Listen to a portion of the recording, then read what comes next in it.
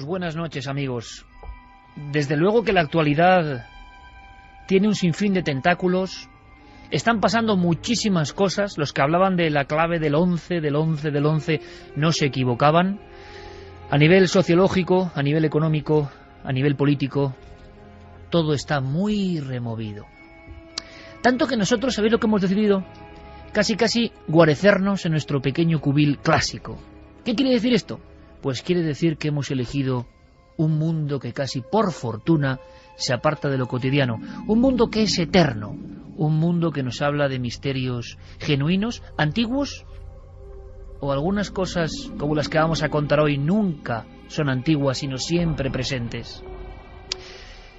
Podríamos empezar la introducción de este asunto, de este tema, de este dossier de esta noche, con muchísimas palabras, historias, clasificaciones, adjetivos. De la tabla, las letras y sobre todo de la ansia de comunicación con otras cosas superiores a lo humano por parte de nuestra especie, se ha dicho casi todo. Todo lo que diga yo es redundar. Así que, ¿por qué no empezamos con un caso? ¿Por qué no empezamos con un caso? Veréis, estamos haciendo un dossier porque en breve en la televisión, en nuestro programa hermano mayor o como queréis llamarlo, resulta que vamos a hacer una especie de toma de postura o posición respecto a los diferentes estudios que hoy en día existen sobre la Ouija. Al decir Ouija, planteamos algo absolutamente familiar para la mayoría de los oyentes, estoy seguro, de cualquier edad. Pero ¿cuál es la edad de la propia Ouija? ¿Cuándo nació? ¿Qué está pasando ahora? ¿Sabéis que en algunos países de América, me refiero a América Latina, hay peticiones políticas de prohibición de la Ouija? Hay un estudio científico, por ejemplo, en todos esos países, que nos habla de conexión entre suicidio infantil y Ouija. Pero cuánto mito y cuánta verdad. ¿Qué han llegado a saber nuestros investigadores, las personas autodidactas que han pasado décadas delante de ese tablero, entrevistando a personas? Hemos querido que nos cuenten cosas, que os cuenten cosas, y hemos querido incluso que rememoren algunas experiencias propias. Ya no es hablar del caso de no sé quién o el caso de no sé cuál, sino que los investigadores directamente nos revelen lo que les pasó en cierta sesión de Ouija, lo que ellos con sus ojos pudieron llegar a ver. Quizá con eso tengamos una opinión. Hemos lanzado una pregunta que luego haremos eco con ella para que nos deis un primer dato para el sondeo. Y tenemos buenos amigos, eso siempre. Pero, ¿por qué no empezamos con uno de esos casos personales? Hay uno, bueno, muchos, pero uno que me ha dejado asombrado. Esta noche es de asombro y de especial participación. Lo vais a entender enseguida. Mirad, Francisco Azorín es químico. Un químico que además está dentro del ámbito docente. Da clases a alumnos. Y desde hace 30 años ha investigado el tema de la Ouija, que no es tema fácil. Nada más cercano y más sencillo, para algunos más burdo, pero nada tan lleno de fenomenología. Toda fraudulenta, toda absurda, o hay alguna realidad que nos puede ayudar a comprender lo que ya hacían los antiguos con sus primitivas Ouijas. La necesidad de conectar con el ultramundo, lo que se supone, lo que está más allá de lo físico. En el fondo la Ouija no deja de ser una plasmación de ese eterno anhelo. Aunque, y también lo vamos a comentar, hay muchas veces más de las deseables en las que la operación sale mal. Muy mal. Veréis, escuchad esta historia porque nos hace entrar en ambiente. Y por fortuna, mientras el mundo se desmorona o no, que espero que no, por supuesto, pero con toda esta agitación afuera, nosotros nos sentimos un grupo de amigos en el estudio 1, con esta penumbra, un café humeante, unos flexos que iluminan no mucho y la sensación de contar y aprender. Y eso es sentirse de alguna forma, en los días que corren, bastante protegido. Francisco Azorín, principios de los 80, estaba haciendo una Ouija, que ya es curioso, con la que era su prometida. ¿Qué pasó? Lo cuenta él. Hicimos una sesión de Ouija y nos salió una entidad que dijo que nos conocía. Esta entidad dijo algo muy interesante para nosotros. Dijo que Elvira realmente no era Elvira, era Jenny. Cuando le preguntamos que quién era Jenny, nos dijo que Jenny era María Eugenia. Entonces yo miré a mi novia en esa época y vi que se estaba poniendo roja, amarilla, verde y de todos los colores. ¿Qué es lo que pasaba? Pues que Elvira justamente es melliza de otra hermana suya que justamente le pusieron el nombre de María Eugenia. Claro, había una posibilidad, la posibilidad de que la muerta realmente, porque luego su hermana gemela a los pocos días murió, que la muerta hubiera sido Elvira y no María Eugenia, o sea, que María Eugenia viviera. Bien, pues yo le dije, cuando Elvira me contó este dato que yo no sabía, yo le dije que no se preocupara porque en las sesiones de Ouija a veces salían entidades burlonas que nos pueden decir, pues entre otras cosas, muchas tonterías. Ella, no obstante, cuando llegó a su casa, francamente preocupada, habló con su madre y su madre le dijo, tú no tienes por qué preocuparte, Elvira, porque yo estoy convencida de la que vive eres tú, la que vivía era Elvira y la que murió fue tu hermana María Eugenia. Bien, pues así quedó la cosa. ¿Qué ocurrió? Pues al cabo de unos cuantos años, cuando fuimos a casarnos y pedimos nuestras respectivas partidas de nacimiento, ella, cuando recibió su partida de nacimiento de un pueblo de Cuenca, pues resulta que en esa partida de nacimiento la única persona viva que constaba era María Eugenia.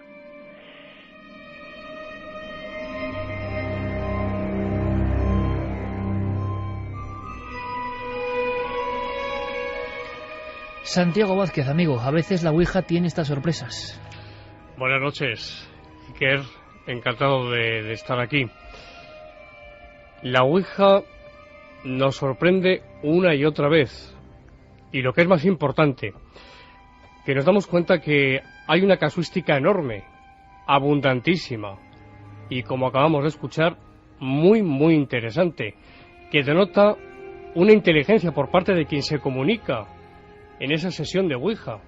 En este caso, Santiago, totalmente. Tú que llevas muchísimos años investigando este asunto y que eres de sobra conocido para nuestros oyentes, divulgando e investigando sobre todos los ámbitos de la parapsicología, hablamos de un químico, de un profesor, que desde luego, después de una experiencia así, no me extraña, dedica o gira su vida, y aparte de las fórmulas químicas y la tabla de elementos y mil cosas, piensa que en esa tabla hay algo. Y es que al final, su mujer de alguna forma no era la correspondiente a la partida de nacimiento, un típico cambio, un típico giro, un documento que solo está en las partidas de bautismo, y la Ouija parecía saberlo. Es el contenido inconsciente de esa propia persona, que ni siquiera conocía ese cambio en su propia identidad, la que plasma algo en esas letras y esa tabla, o son entidades ajenas, es la gran pregunta quizá, claro, las que intervienen en esa especie de rito. Cabe las dos hipótesis, es decir, puede ser perfectamente un fenómeno de percepción extrasensorial, pero también puede ser que la causa que está provocando ese fenómeno tenga, en este caso, clarividencia, es decir, conocimiento de cosas ocultas. Vamos a hablar de todo eso, y vamos a hablar de casuística, y vamos a hablar en el fondo de un dossier que muchos amigos desde luego esperaban, dossier Ouija, y de inmediato abrimos las tablas de comunicación, casi más que líneas, para que nos contéis vuestro material, vuestro sentimiento, vuestra propia opinión. Yo creo que puede ser una noche, como digo, bien interesante. En San Diego, California, el día 26, cifra la agencia de noticias la información, Ernst Turley, 46 años, oficial naval retirado, muere en el hospital naval, por las heridas de bala que le ha provocado su hija Matty. La hija tiene solo 15 años. Hubo un testimonio en la corte de Arizona, corte juvenil destinada a este tipo de casos, año 33, repito, y informa de que la tabla Ouija fue la que le confesó directamente que asesinara a su padre para que su madre cumpliese su sueño de casarse con un joven vaquero de la zona. Ella, en el testimonio que aparece en New York Times como juicio, declara: mamá le pidió la tabla que decidiera entre mi papá y su amigo el vaquero. Como de costumbre, al principio, la tabla se movió alrededor sin significado. De repente deletreó que yo tenía que asesinar a mi padre. Fue terrible. Me estremecí. Mamá le preguntó a la tabla si el disparo sería certero y respondió que sí. Le preguntamos qué se debería usar en el asesinato y dijo, respondió la tabla, que una escopeta. Traté de asesinar a mi padre al día siguiente, pero no pude. Me puse nerviosa. Sin embargo, unos días después lo conseguí en el corral. Levanté la escopeta y apunté cuidadosamente entre los hombros, y de nuevo me puse nerviosa. Pero pensé en mi querida madre, y en todo lo que significaba para ella. No podía fallar. Mi mano temblaba horriblemente, pero levanté la escopeta y, tal y como dijo la tabla, disparé.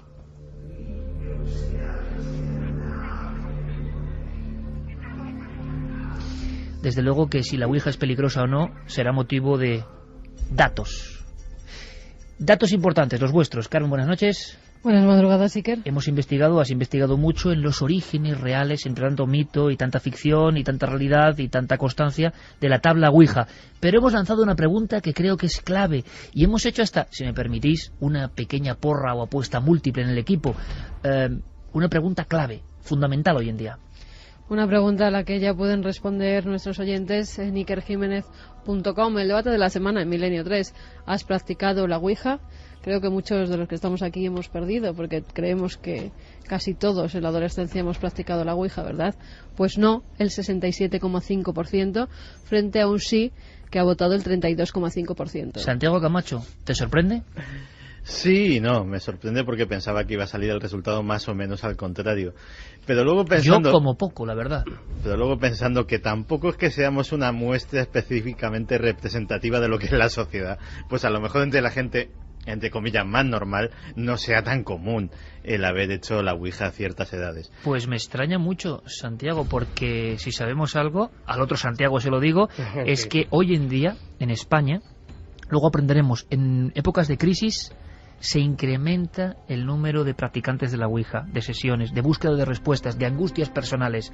Pero si algo hemos sabido en los últimos años, y seguramente esté ocurriendo ahora, en algún lugar, en alguna cosa, ahora, a la 1:43, en algún sitio, un grupo de personas, incluso de gran nivel cultural, se juntan en torno a un tablero y a un vaso o a una planchette buscando respuestas.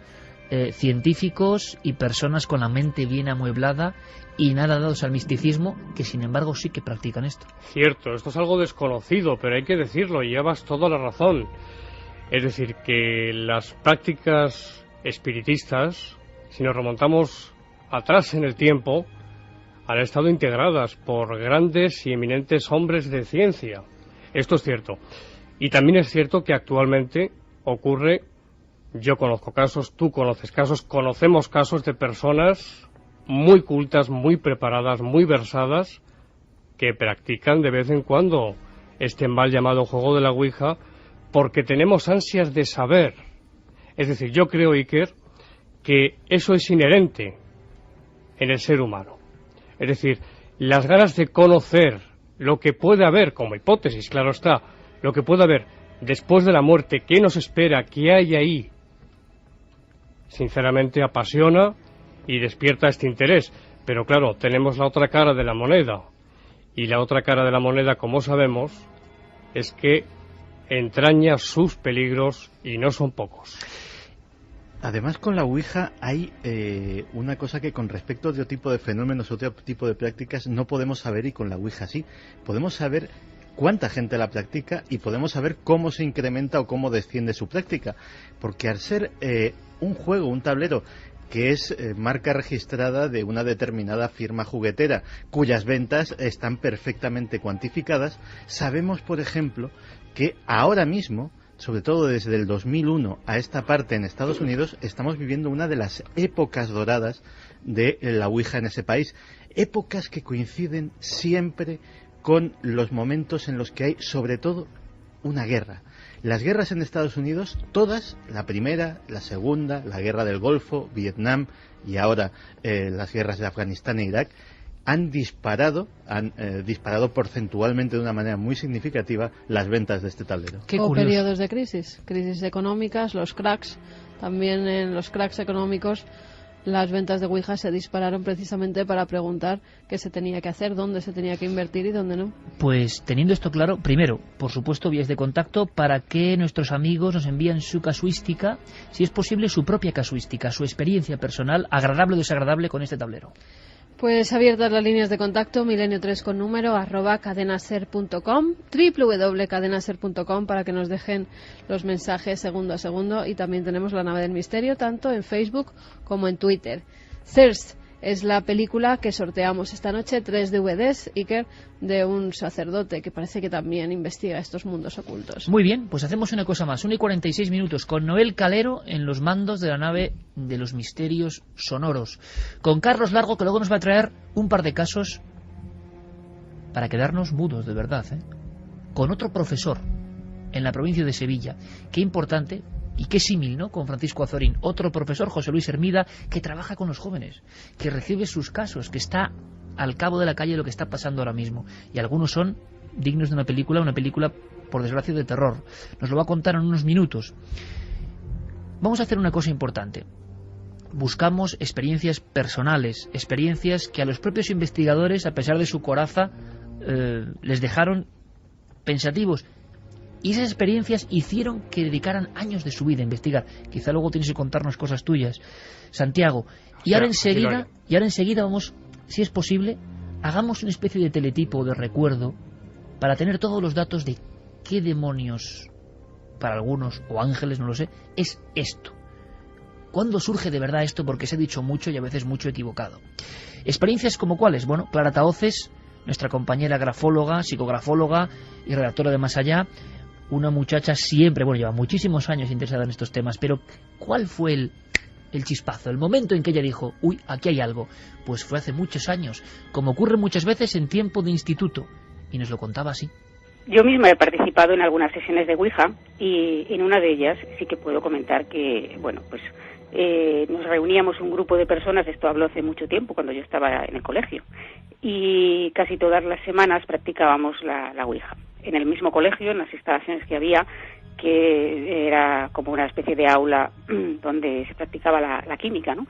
Pero en determinado momento, en una de las sesiones, que fue un poco detonante de que se dejaran de practicar, porque la gente se asustó, ocurrió que en un momento determinado la luz se encendió sola. Y yo puedo asegurar que el interruptor no estaba al alcance de ninguno de los presentes, sino que estaba pues en la pared, y nosotros estábamos sentados en una mesa, y se encendió sola, y en ese momento alguien tuvo la ocurrencia de decir que si estás aquí, lo que sea, manifiéstate, ¿no? Y lo que ocurrió fue que la puerta se abrió sola. La puerta era una puerta como de estas de los del oeste, ¿no?, que se abren, digamos, como si fuera, tú pegas un empujón y la puerta se abre, ¿no? Pero lo curioso no fue que la puerta se abrió desde fuera hacia adentro, es decir, como si alguien que estuviera afuera la empujara, sino que se abrió desde dentro hacia afuera, es decir, delante de todos nosotros. La puerta hizo un movimiento contrario al que, si hubiera estado alguien detrás de esa puerta, podría haber hecho. Y sin embargo lo hizo, ¿no? Esto, pues claro, se asustó todo un mundo muchísimo y salió corriendo. A veces parecen anécdotas, sustos infantiles, pero condicionan toda una vida, incluso en los investigadores, en las personas que luego han pasado años intentando saber qué. Hagamos historia de este tablero, e incluso mucho antes de ser un tablero. Sí, que es mucho antes, porque se utilizaba ya en Egipto una piedra que al parecer tenía varios símbolos alrededor, era circular, y mediante una especie de anillo también de piedra que era colgado de un hilo, ese anillo se iba moviendo por encima de los símbolos, y parece que esa tabla, en este caso de roca, pues iba dando esos mensajes. Después, en el 540 a.C., Pitágoras también la utilizó.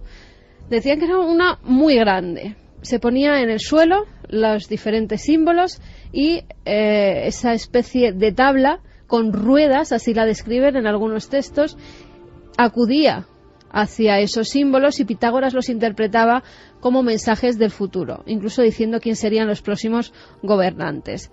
Después, en la época romana, ocurría lo mismo que en Egipto, lo que pasa que en este caso, en vez de poner un círculo de piedra, lo que utilizaban era una jarra de vidrio llena de agua, se colgaba de nuevo una especie de anillo de un hilo, se iba diciendo el alfabeto, y cuando ese anillo daba con el vidrio, era la letra elegida por esa forma de interpretar los mensajes que venían del más allá. Los chinos también utilizaron algo parecido con la piedra, y en África se utilizaba la tabla de frotar, así lo llamaban, de nuevos símbolos que se iban moviendo con una especie de señalador que iba dando e interpretando los mensajes. O sea, que esa especie de arquetipo de una tabla o de un elemento plano con signos aparece ahí desde el principio del tiempo. Pero, ¿y la tabla? Es decir, hay muchas historias, leyendas negras, además, inclusive, sobre ese objeto que Santi ha comentado que está patentado por cierta marca de juguetes. Parece que hay una historia incluso de muertes internas, como no podía ser de otra forma, ¿no? Como si el mal fario, de alguna manera, acompañase a la Ouija desde siempre. Pues sí, en principio tenemos que hablar de la planchette. Las planchettes eran una especie de corazón, así tenían la forma. 2 de las patas que tenían eran patas normales y justo, mira, tenemos una aquí, una parecida que hemos traído esta noche, y justo en ese agujerito que hay en medio, lo que sería en la punta del corazón, metían un lápiz y en ese lápiz iban dibujando las diferentes letras que los supuestos espíritus iban dando. Esa planchette al final se cambia y en vez de tener 2 patas tiene una más que se van desplazando sobre un tablero de madera de unos 50-55 centímetros de largo, rectangular. En ese tablero hay un sí, un no, un adiós que está abajo, del 0 al 9 los números y todas las letras del alfabeto. Y ese indicador se iba moviendo diciendo las letras y así escribiendo los mensajes. En 1890, Elijah Bond es la primera persona que registra la patente, un 28 de mayo, y además le pone el nombre de Ouija, o tabla egipcia de la suerte. Tabla egipcia de la suerte es el primer nombre. Sí. La compañía Kernat Novelty la convierte en una marca registrada y la empieza a comercializar. Hubo varias divisiones en la empresa y el dueño de una tienda, William Fult, paga por la patente y desde entonces se encarga de la Ouija, junto a su hermano, que además eran bastante creían mucho en lo oculto. Incluso decía que trabajaban con una tabla mística que ellos mismos habían fabricado en su casa. Bueno, pues empezaron a hacer las ouijas en su propio domicilio, en los almacenes, las hacían de forma artística. Cada una era diferente y según los pedidos que tenían, pues las iban fabricando, hasta tal punto que llega a ser tantas que tienen que comprar una fábrica. Tienen varios nombres en esa época. La llamaban tabla bolo, tabla oriol, tabla embrujada, tabla parlante, hasta que ya empiezan a ponerla de verdad Ouija en esas especie de cajas en las que eran metidas y empiezan a distribuirlas. Compran una fábrica bastante grande, pero claro, antes lo tienen que consultar con la Ouija. ¿Tendremos suficiente dinero para pagar esta fábrica y a los empleados? Y la Ouija dice que sí, que además con este invento van a hacerse millonarios.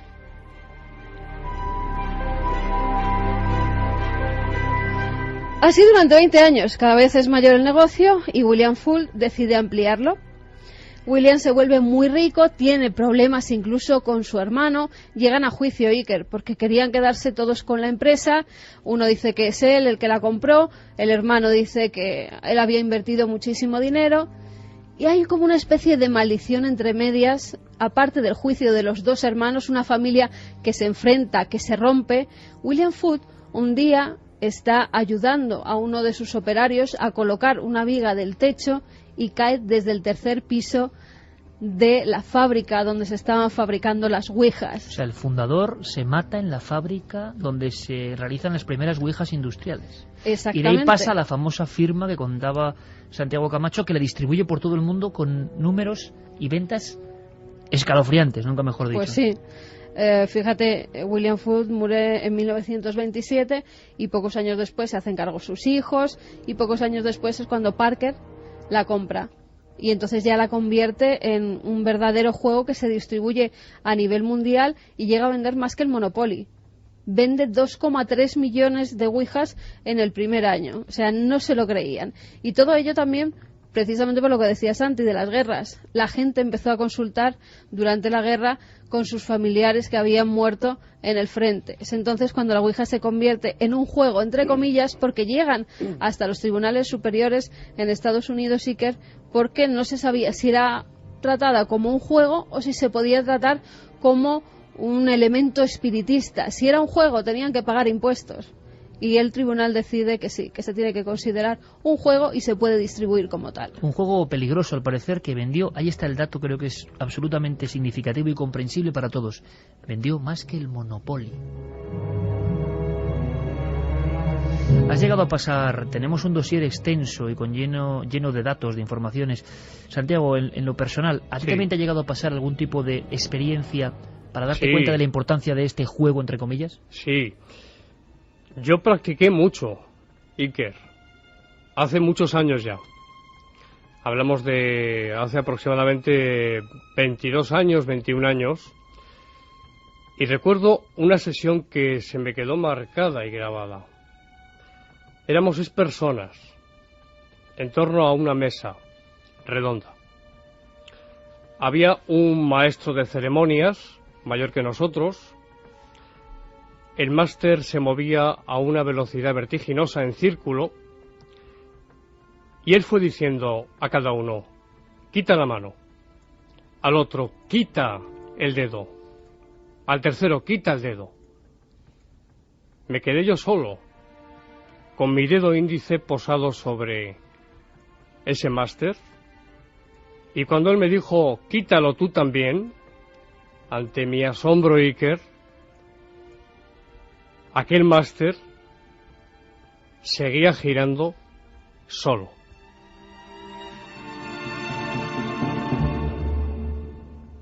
¿Y qué siente el que va a ser futuro investigador en ese instante que solo puede analizarse desde la perspectiva de lo absolutamente privado? Asombro, perplejidad. No das crédito a lo que estás viendo. ¿Cómo es posible que ese máster, esa plancheta, se esté moviendo en círculo a esa velocidad, sola? Sin dar ningún mensaje, Santi, directamente. En esta ocasión no. Simplemente giraba en torno a ese tablero. Y además a una velocidad vertiginosa. Ahora mismo hay una división entre los investigadores y contaremos muchas cosas. De inmediato vienen las noticias, pero, Santiago, sí. Ahora mismo, por ejemplo, en Paraguay hay ministros y concejales que quieren prohibir la Ouija. Ha habido un caso de suicidios de niños o jóvenes. 3 casos, sí. 3 casos, ahora luego lo comentamos. En Perú ha habido un estudio sobre psicología, psiquiatría, tendencia al suicidio y la Ouija. Con un sí o un no, como si fuese una consulta de Ouija. Es un juego muy peligroso. Sí, es un juego no peligroso, peligrosísimo. Bueno, peligrosísimo. Vamos a contar muchas cosas, muchas vivencias personales. Y ese sondeo continúa. ¿Variará el nivel de la balanza de los votos? ¿Qué nos contaron nuestros amigos investigadores que han pasado de eso, de analizadores y divulgadores de un fenómeno, a vivir ellos cosas? Pocos instrumentos como la Ouija para generar no sé bien qué, pero que lo han vivido personas honestas. Por lo tanto, merece toda nuestra atención. Dossier sobre lo más oscuro de la Ouija, porque nos interesan además esos casos que, porque a veces hay evidencias de ellos, tuvieron graves problemas. Ahora las noticias del misterio en la SER. Y continúa el dossier, por supuesto. Comenzamos las noticias del misterio revelando un enigma, el del magnetismo de la Luna. Cuando los astronautas del Apolo trajeron a la Tierra muestras de rocas lunares, los científicos que las analizaron se sorprendieron al ver que algunas de ellas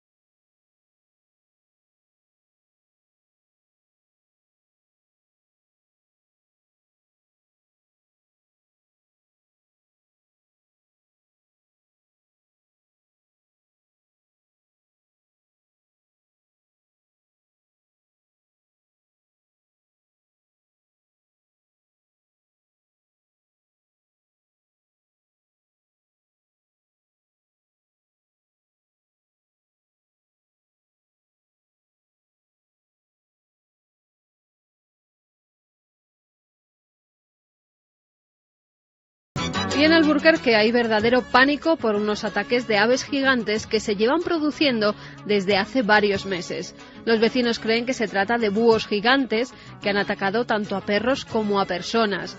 Ya no dejan a sus mascotas fuera de casa por las noches, ya que en una de las jornadas un perro de 6 meses desapareció del jardín de sus dueños. Cindy Hamel, una vecina de Alburquerque, nos habla de esos avistamientos. Lo hemos visto en 3 o 4 ocasiones, era muy grande. Un día estábamos andando y de repente pasó muy cerca de la cabeza de mi marido. Tenía unas grandes alas expandidas, era un búho enorme. Pero ella no ha sido la única persona. El pasado agosto María dejó a sus cachorros de 6 meses en el patio antes de irse a dormir, pero dice que cuando volvió a recogerle había desaparecido. Piensa que era demasiado grande para el búho, por lo que le dejó caer. Unos vecinos encontraron los restos de sus mascotas 2 días después. Y esta semana en nuestro país se ha producido una noticia que ha conmocionado a todo el mundo. Un padre ha decapitado a su hija de 18 meses porque el demonio se lo había ordenado. Los hechos se produjeron en una vivienda de Gerona, mientras su otra hija de 6 años veía la televisión. El mismo parricida llamó a los Mossos de Escuadra contando lo que acababa de hacer, y cuando estos se presentaron en el domicilio se encontraron con una escena que muy pocos pudieron soportar. El cuerpo de la pequeña estaba encima del colchón, tapado con una manta, y su cabeza había sido depositada debajo de la cama.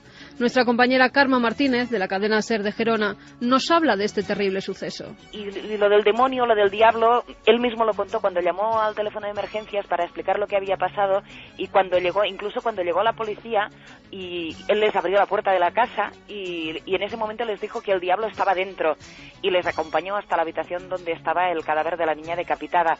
Delante del juez no quiso declarar. De hecho, el viernes por la tarde, hacia las 7 de la tarde o así, el juez lo mandó a la unidad psiquiátrica de la cárcel de Cambrians. Se cree que el parricida puede sufrir un trastorno mental transitorio. Muchas más noticias la semana que viene, aquí, en Noticias del Misterio.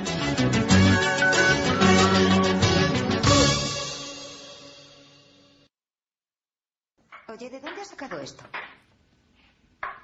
Lo he encontrado. ¿Dónde? En el armario.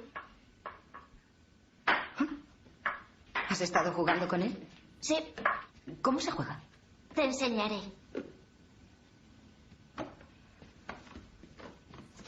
Un momento, hacen falta 2.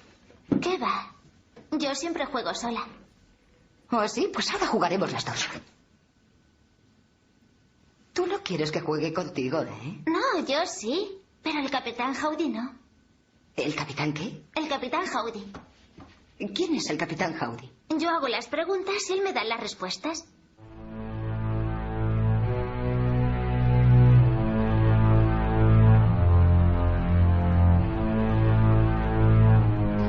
Dos y 5 minutos. Esto, por supuesto, es Milenio 3 en la cadena SER. ¿Queréis hacer este dossier con nosotros? Dossier sobre los aspectos más oscuros del más célebre juego, mal llamado juego de la Ouija. Ouija, sí. Parece que el inicio, ¿no? Cuando algo conecta, siempre en la hipótesis de la tabla egipcia, así se llamaba, la invocación surge con un sí, ¿no? Es lo que dice el mito, la verdad. Estábamos escuchando estas voces del exorcista, evidentemente, en 1973, William Friedkin, sobre la obra de William Peter Blatty, y todos los presentes volvíamos a decir lo mismo. Da igual 1, 1000 o 1.000.000 de veces, que se vea y que se escuche.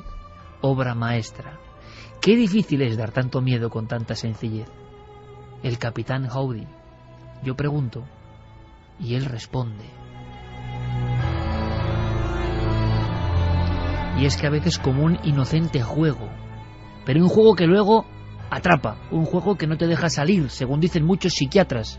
Todos recordamos a Germán de Argumosa o a López Ibor cuando hablaban del terror que les producía aquel que iba a la consulta psiquiátrica con problemas de Ouija. No hay más que escuchar el informativo de Noticias del Misterio aquí en la SER para darse cuenta de que estamos ante una ola de desequilibrio psíquico global que da pavor. Casos como el de Gerona, decapita a su hija porque le ordena el diablo y lo mete debajo de la cama. Qué gran público potencial a veces, con grandes desequilibrios, acude por lo sencillo que es a la Ouija. Un cóctel, una bomba realmente explosiva, un peligro. Personas que no van con capa, ni sombrero de copa, ni colmillos. Personas normales y corrientes. Las sesiones son en bloques de pisos. Convivimos con este fenómeno y con grandes tragedias. Por supuesto, hoy no solo podéis preguntar, contar vuestras historias, sino directamente, ¿por qué no?, preguntarle a Santiago Vázquez, que lleva toda la vida investigando específicamente estos asuntos. Quizá pueda deciros algo, ¿por qué no? Quizá. ¿La encuesta ha variado? ¿Y qué dicen nuestros oyentes? Pues vamos con la encuesta, pueden seguir votando en ikerjimenez.com. ¿Has practicado la Ouija? Sí, 35,4%, no 64,6%. Sigo igual de sorprendido, de verdad. Sí, yo pensaba un 70% que sí, sinceramente. Sí, yo también. Vamos con algunos mensajes. Casi que me alivia, perdón, pero casi que me alivia. Sí, mejor. Mi hermana hizo la Ouija y mi hijo estaba presente. Era pequeño, empezaron a preguntar y la Ouija le decía sin mente, y era por mi hijo, se lo tuvieron que llevar. Juanma desde Huesca dice, no sé, yo creo que es algo sugestivo.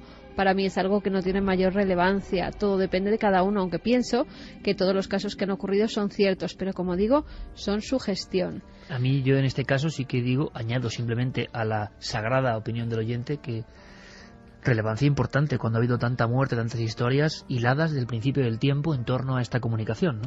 Antonio nos decía, unos amigos hicimos la Ouija, nos salió algo maligno que nos descubría secretos muy íntimos de cada uno. Decidimos cortar la sesión y destruimos la tabla, pero el vaso lo tiramos desde un tercero y no se rompió. José Ángel, ¿es posible?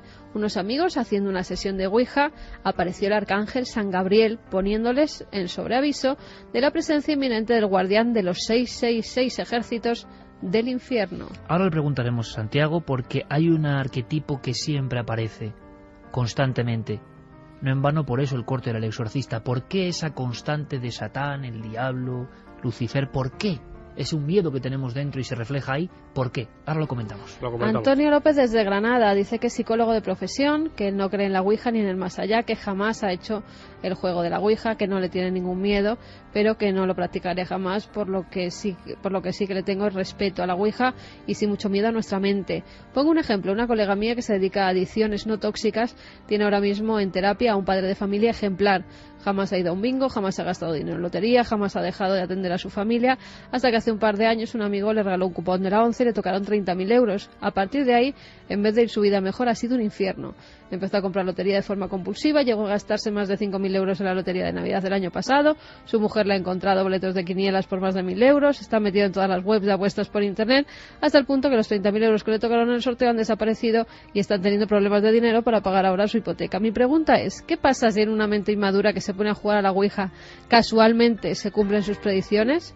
Por si acaso, yo recomiendo no jugar a estas cosas e insisto, no creo en ello, pero sí le tengo mucho respeto a la mente humana. Favor. Interesantísimo lo que dice. Yo creo que no es cuestión de creencia, sino de casuística y fenomenología. O sea, eso ocurre, no hay que creer en los casos, ocurren. La interpretación en naturaleza ya no lo sé, pero Santiago, traslado esa pregunta. Sí. ¿Qué pasa cuando encima las intercomunicaciones parece que son positivas o cumplen, ¿no?, lo que dicen? Empieza el enganche.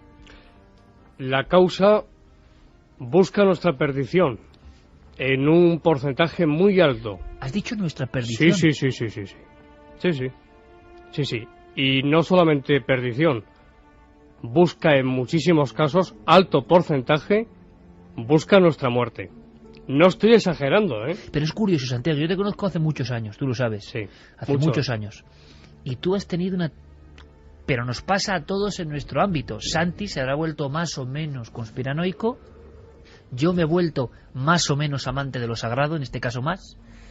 Y tú, sin embargo, has ido hacia la evidencia, digamos, o la sensación de que tienes... Uno va cumpliendo sus roles, ¿no? Sí. Tienes que advertir. Hay como algo que te dice que tienes que advertir de esto, que era un elemento más en las guías de la Ouija. Es una fenomenología más. No, hay un peligro real. Y uno se siente impelido a contarlo. Con esas palabras tan duras. Hubiera sido un gran psicólogo, ¿eh? Hubiera sido un gran psicólogo, porque efectivamente, en estos micrófonos tan grandes de la cadena SER, de tu programa, me das la oportunidad para dirigirme a cientos de miles de amigos oyentes que están ahí escuchando el programa. Y yo, después de mi experiencia personal, por un lado, y por otro, mi conocimiento de casuística, no puedo guardar para mí estas cosas. Tengo que decirlo. Amigos, tengan mucho cuidado, por favor, con esto de la Ouija. Y no es ni muchísimo menos reiterarnos, ni muchísimo menos.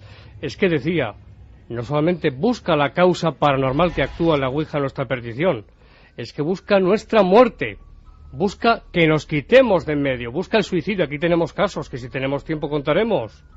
Busca el suicidio de la persona, matar a la persona. Pero en teoría lo que se busca es contactar con los seres queridos. Entonces, ¿qué pasa ahí? Claro. Fallecidos, y normalmente las preguntas van dirigidas a esos seres y a saber que están en un plano más allá y que están bien. Claro, entonces, ¿cuándo se produce a ti? ¿Cuándo ocurre el cortocircuito? Yo recuerdo unas palabras del profesor.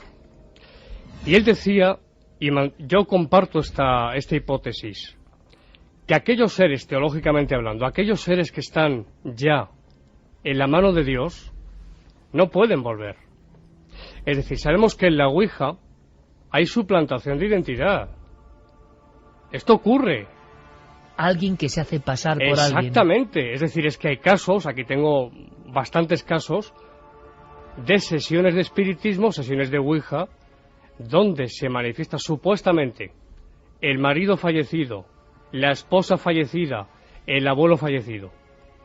Las primeras sesiones, pero conforme va pasando el tiempo, esa causa se va tornando agresiva, violenta, insultante, y cambia por completo. Esto no hay que perderlo de vista, esto es muy importante.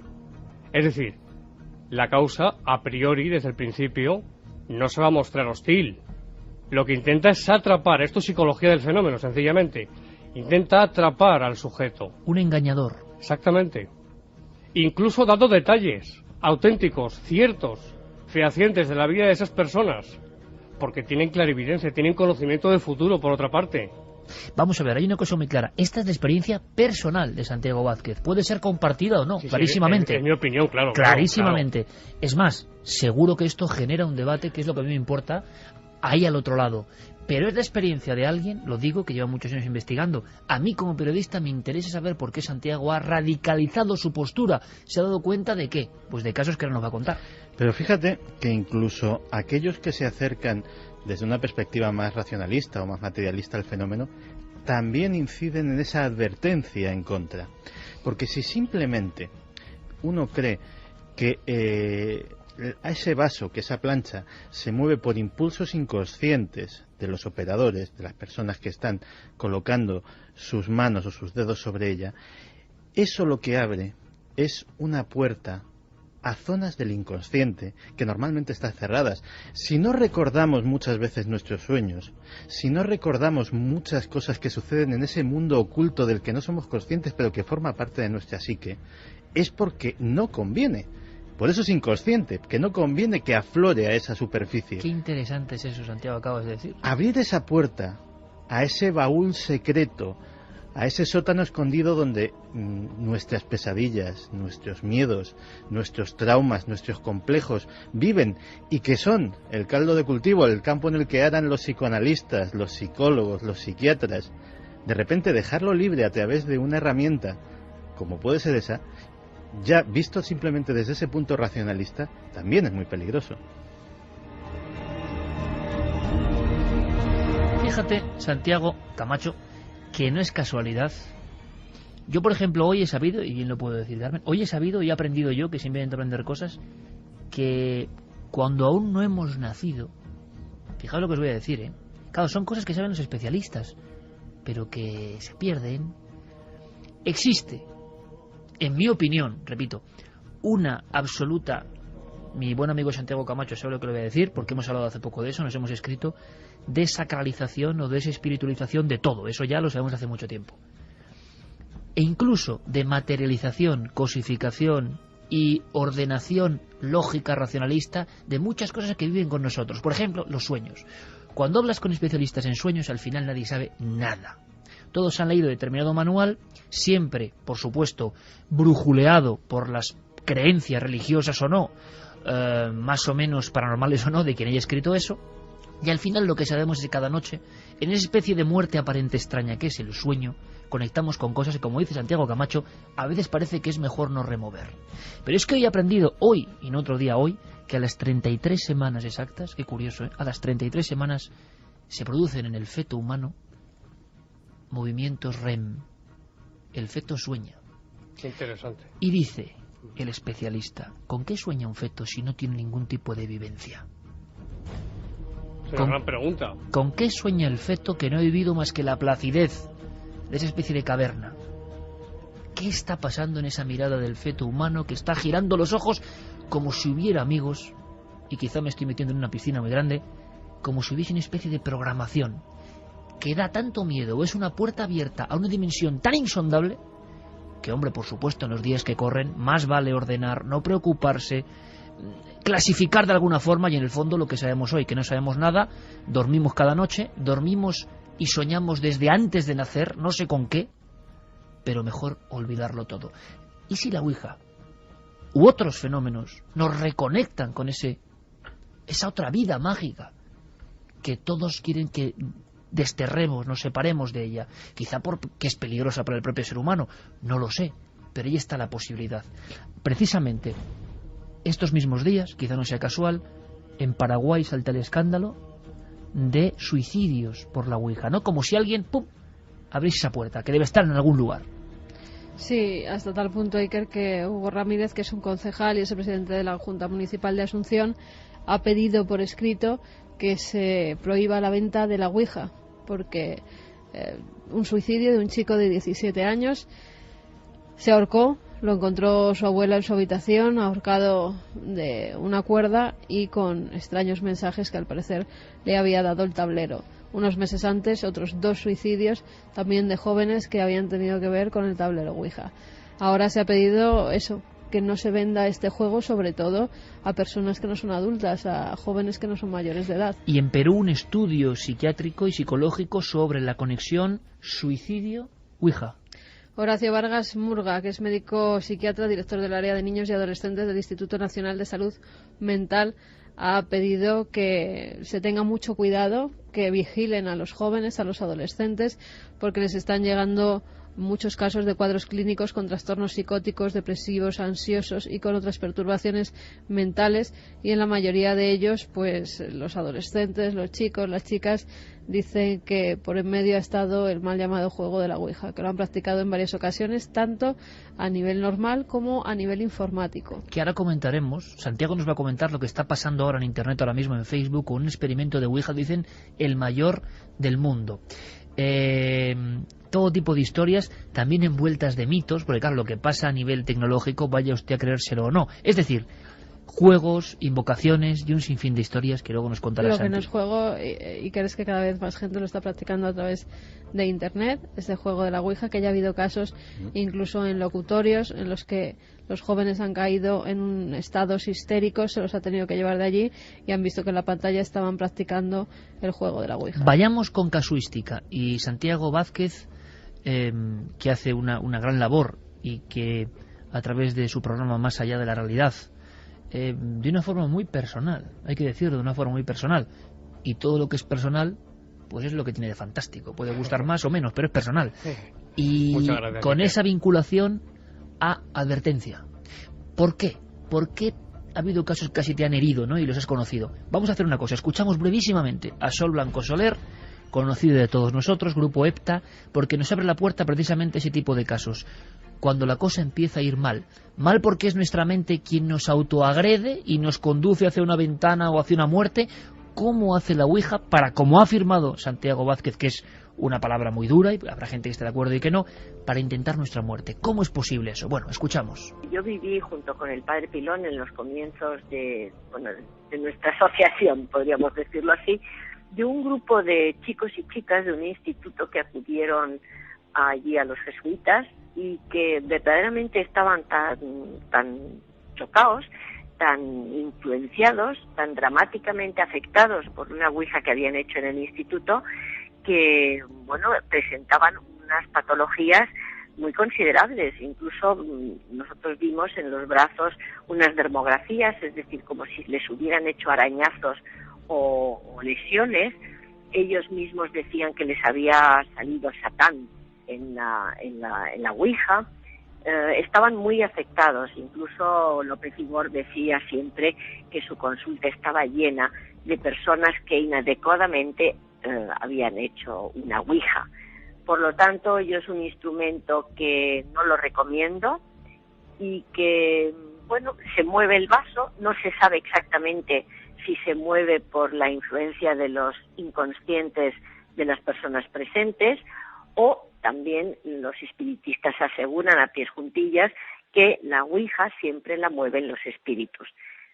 Te digo esto porque al no saber exactamente cómo se produce ese fenómeno, siempre puede llegar a ser un arma de doble filo. Bien, Santiago, y cuando el arma de doble filo, indefectiblemente, indudablemente se convierte en un cuchillo afilado, pero en una sola dirección, la del daño. ¿Has conocido casos, decías, en España y recientes de esto que nos llega, por ejemplo, de América, y que yo sé que parte de la audiencia dice, bueno, América, claro, tantos miles de kilómetros, a veces equivocadamente piensan creencias más ancestrales, y no hace falta más de conocer bien América Latina, por ejemplo, para saber que hay cosas calcadas o gemelas a las nuestras. No, y no solo eso, no hace falta más que hablar con psicólogos y psiquiatras de este país y ver cómo las consultas están llenas de gente que está practicando que el fenómeno es igual. La Ouija. ¿Qué pasa, Santiago? ¿Qué casos podrías comentarnos como que te dejaron pues precisamente pues para esa labor que comentábamos antes de advertencia? Bueno, antes de contar estos dos casos, sí quiero decir, Iker, que ocasionalmente es posible que nuestros seres queridos puedan aparecer, pero muy puntualmente. Esta es mi visión personal. Es una conclusión final. El caso de María, voy a llamarla María, aunque no se llama así, pero para preservar su identidad. María comienza a hacer la Ouija frecuentemente. Después de varias sesiones de Ouija, comienza a recibir mensajes telepáticos. Este es un dato importante, mensajes telepáticos.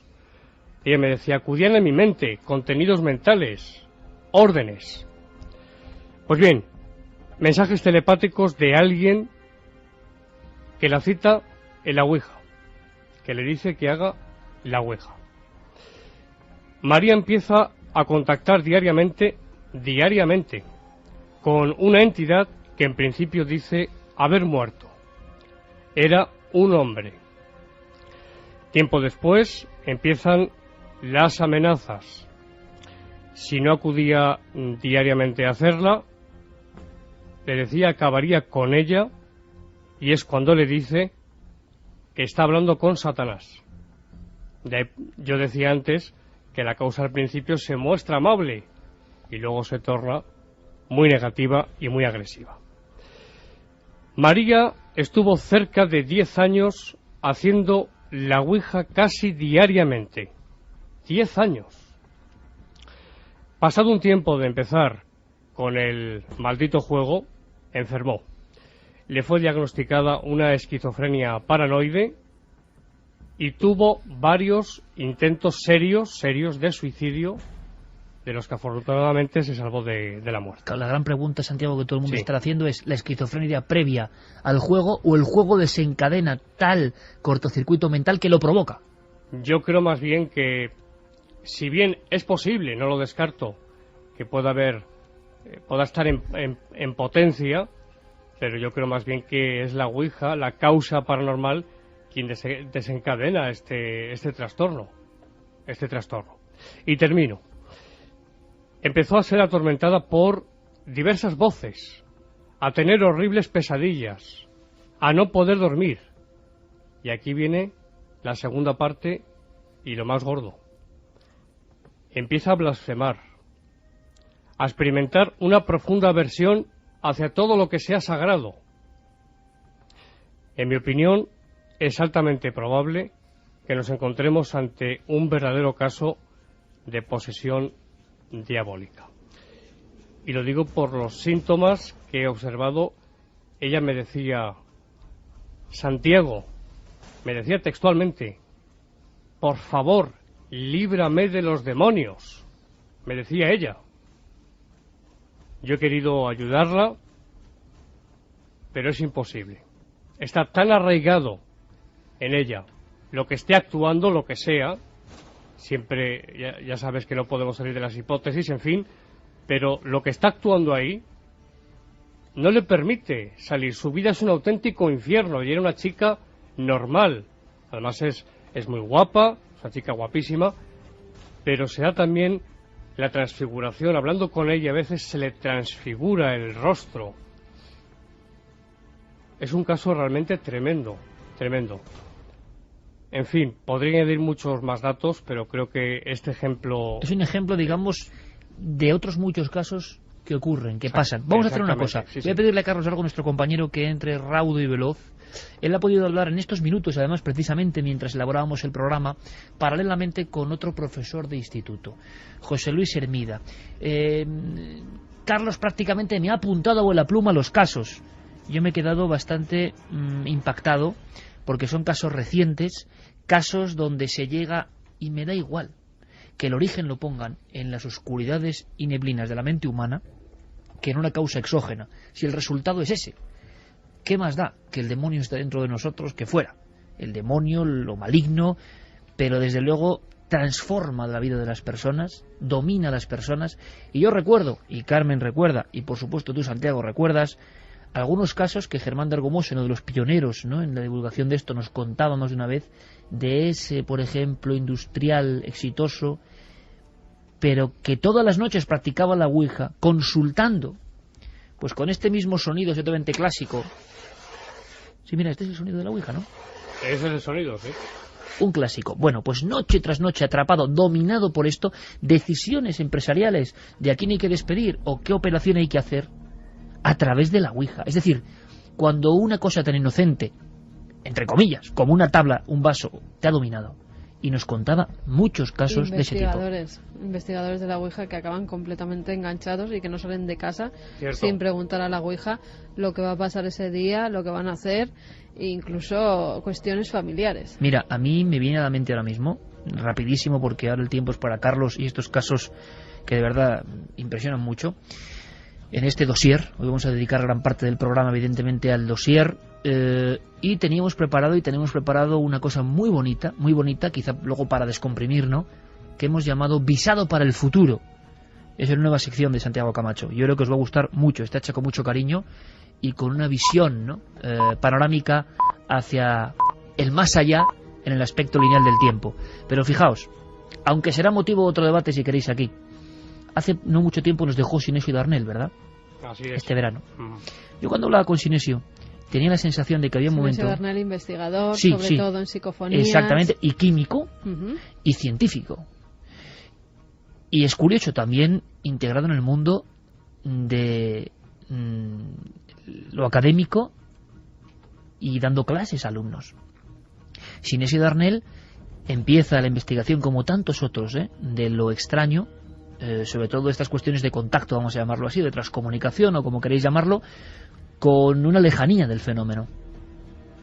Pero las comunicaciones, y a mí me lo contaba Sinesio, y las grabaciones, de pronto esas voces, sea lo que sean, y que claro, somos muy lejanos a eso cuando estamos alejados del fenómeno, pero quien está todos los días grabando con una visión científica o con un anhelo científico de extraer información tangible sobre ese fenómeno, se empieza a dar cuenta en determinado momento de su vida, y no es el único, es más, creo que hay pocos que no hayan vivido esto, de que esas voces le hablan a él, de que ese lo que sea se dirige a él. Hay un momento en que se ven atrapados por esto. Sí, es cierto, es cierto. Y yo creo, Santiago, que solo los más firmes han sabido navegar ahí, y que casi todos han tenido más o menos hasta miedo del propio fenómeno, que al mismo tiempo les enganchaba en el gran reto filosófico que había ahí, pero es que eran cosas que les pasaban ya. Es como si ese fenómeno que parece muy global y muy lejano de repente se fija en ti. La sensación que Sinesio Darnell, Freddy Jurgenson, Konstantin Rodiv y tantos otros han tenido. Vamos a hacer un pequeño aparte simplemente para escuchar y para saber qué opináis. Son casos recientísimos. Carlos, buenas noches, compañero. Buenas noches, Iker. Te has quedado con los pelos de punta cuando me contaba un buen amigo como José Luis Hermida. Sí, la verdad es que son dos casos. José Luis es un gran conocedor de este tema, del tema de la Ouija. ha estado realizando análisis sobre el fenómeno y, como decías, es profesor en un instituto sevillano y pues allí recibe muchas historias de adolescentes, de estudiantes que, bueno, pues juegan con la Ouija. Él me recordaba un caso muy impactante por lo gráfico que tiene, por unas escenas que son casi de película, de terror, de unos alumnos suyos. Hace unos años un grupo de amigos se reunía en una casa de una chica, de estudiante de José Luis, para hacer la Ouija. En principio, pues eran sesiones, tal y como nos decía nuestro amigo, pues normales. Bueno, lo habéis comentado, aparecían personajes históricos y que hacían referencia, pues que tenían relación con alguno de los estudiantes. Pero llega un momento en el que aparece un personaje clásico y vamos a escuchar quién era ese personaje. Hasta que por fin salió pues el peor personaje que les podía salir, el demonio, Satanás.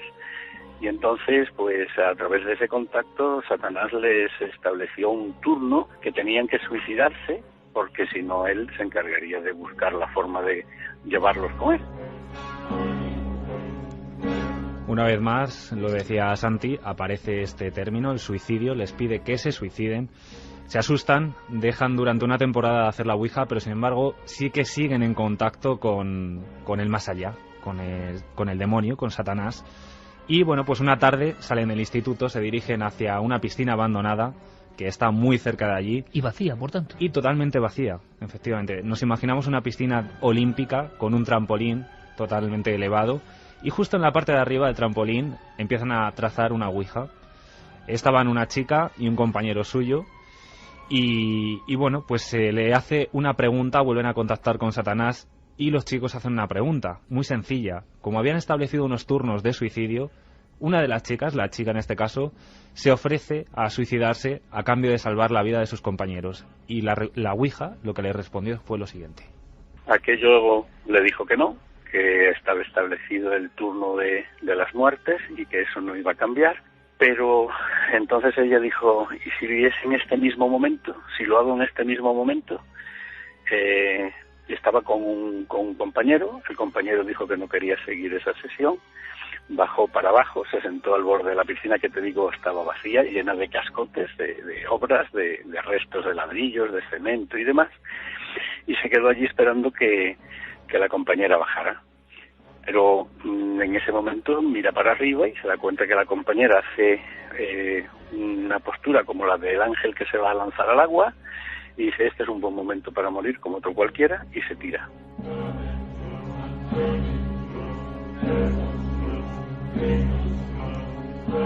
Es terrible la escena, terrible imaginarse cómo esa chica decide lanzarse a una piscina vacía completamente y llena de escombros. Como es normal, el compañero pensó que había muerto al instante, pero tuvo suerte. La chica cayó sobre un neumático, rebotó, se hizo unas cuantas magulladuras, se rompió una pierna, la mandíbula también. También un elemento más, tuvo suerte que dos ATS estaban cerca jugando un partido de frontón, les atienden y bueno, pues la terminan llevando al hospital. Pero es que aquí no acaba la cosa, en el hospital acaban sucediendo fenómenos más extraños. Visitas muy raras, personas que dicen que son familiares y no lo son, personas que dicen que pertenecen a determinados círculos y no pertenecen, personas que se hacen pasar, incluso me contaron por personas que tienen que ver con la religión, sacerdotes y demás que tampoco lo eran, todo con el afán de acercarse a ella de alguna manera.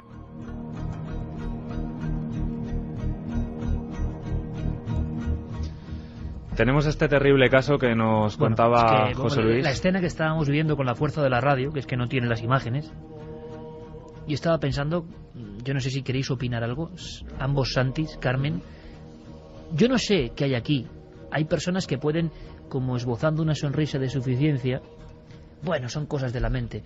Jolín, y no saben ni de qué es la mente, ni por qué la mente hace eso, y no saben nada de nada. Aunque sea la mente, que me da igual, y no deja de ser igual de extraño que algo exógeno para mí, llegar a ese nivel de iconografía, de hacer esas cosas, que una chica haga eso, pues la mente tiene laberintos que dan mucho miedo.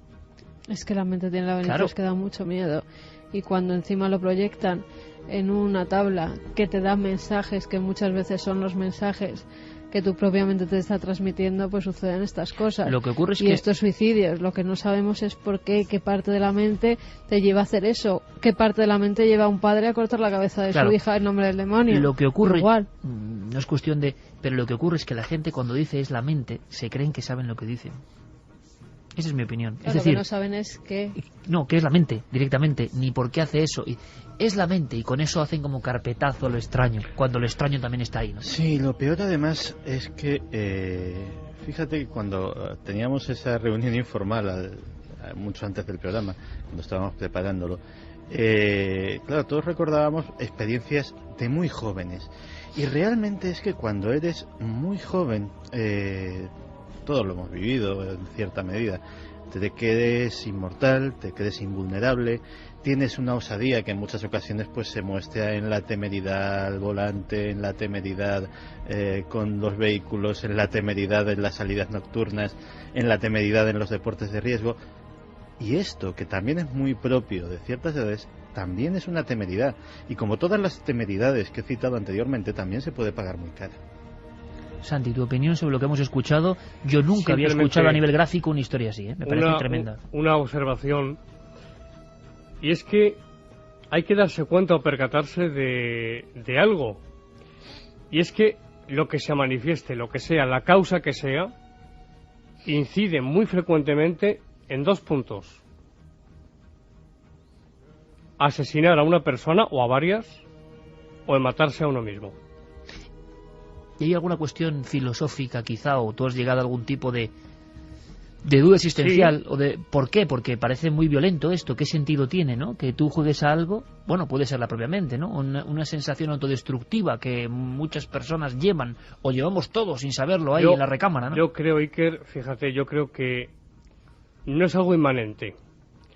No creo que la Ouija ponga en marcha unos mecanismos desconocidos en la mente del sujeto, porque también hay fenómenos paralelos, pero bueno, de eso hablaremos otro día. No, hay una causa que es ajena a la persona y que incide, lógicamente, desde un punto de vista afectivo, emocional, mental, espiritual, para que realice las peores obras que un ser humano pueda realizar: matar a una persona y matarse a sí mismo. Caso número 2 de este archivo personal. Agradecemos a todos los amigos que hemos llamado esa sensación de decir, bueno, yo colaboro con vosotros, porque son casos, todos ellos, que no habían hecho nunca públicos. Yo creo que es interesante, ¿no? De ese archivo personal que ha afectado y ha convertido el divulgador casi en un enarbolado del peligro de estas cosas.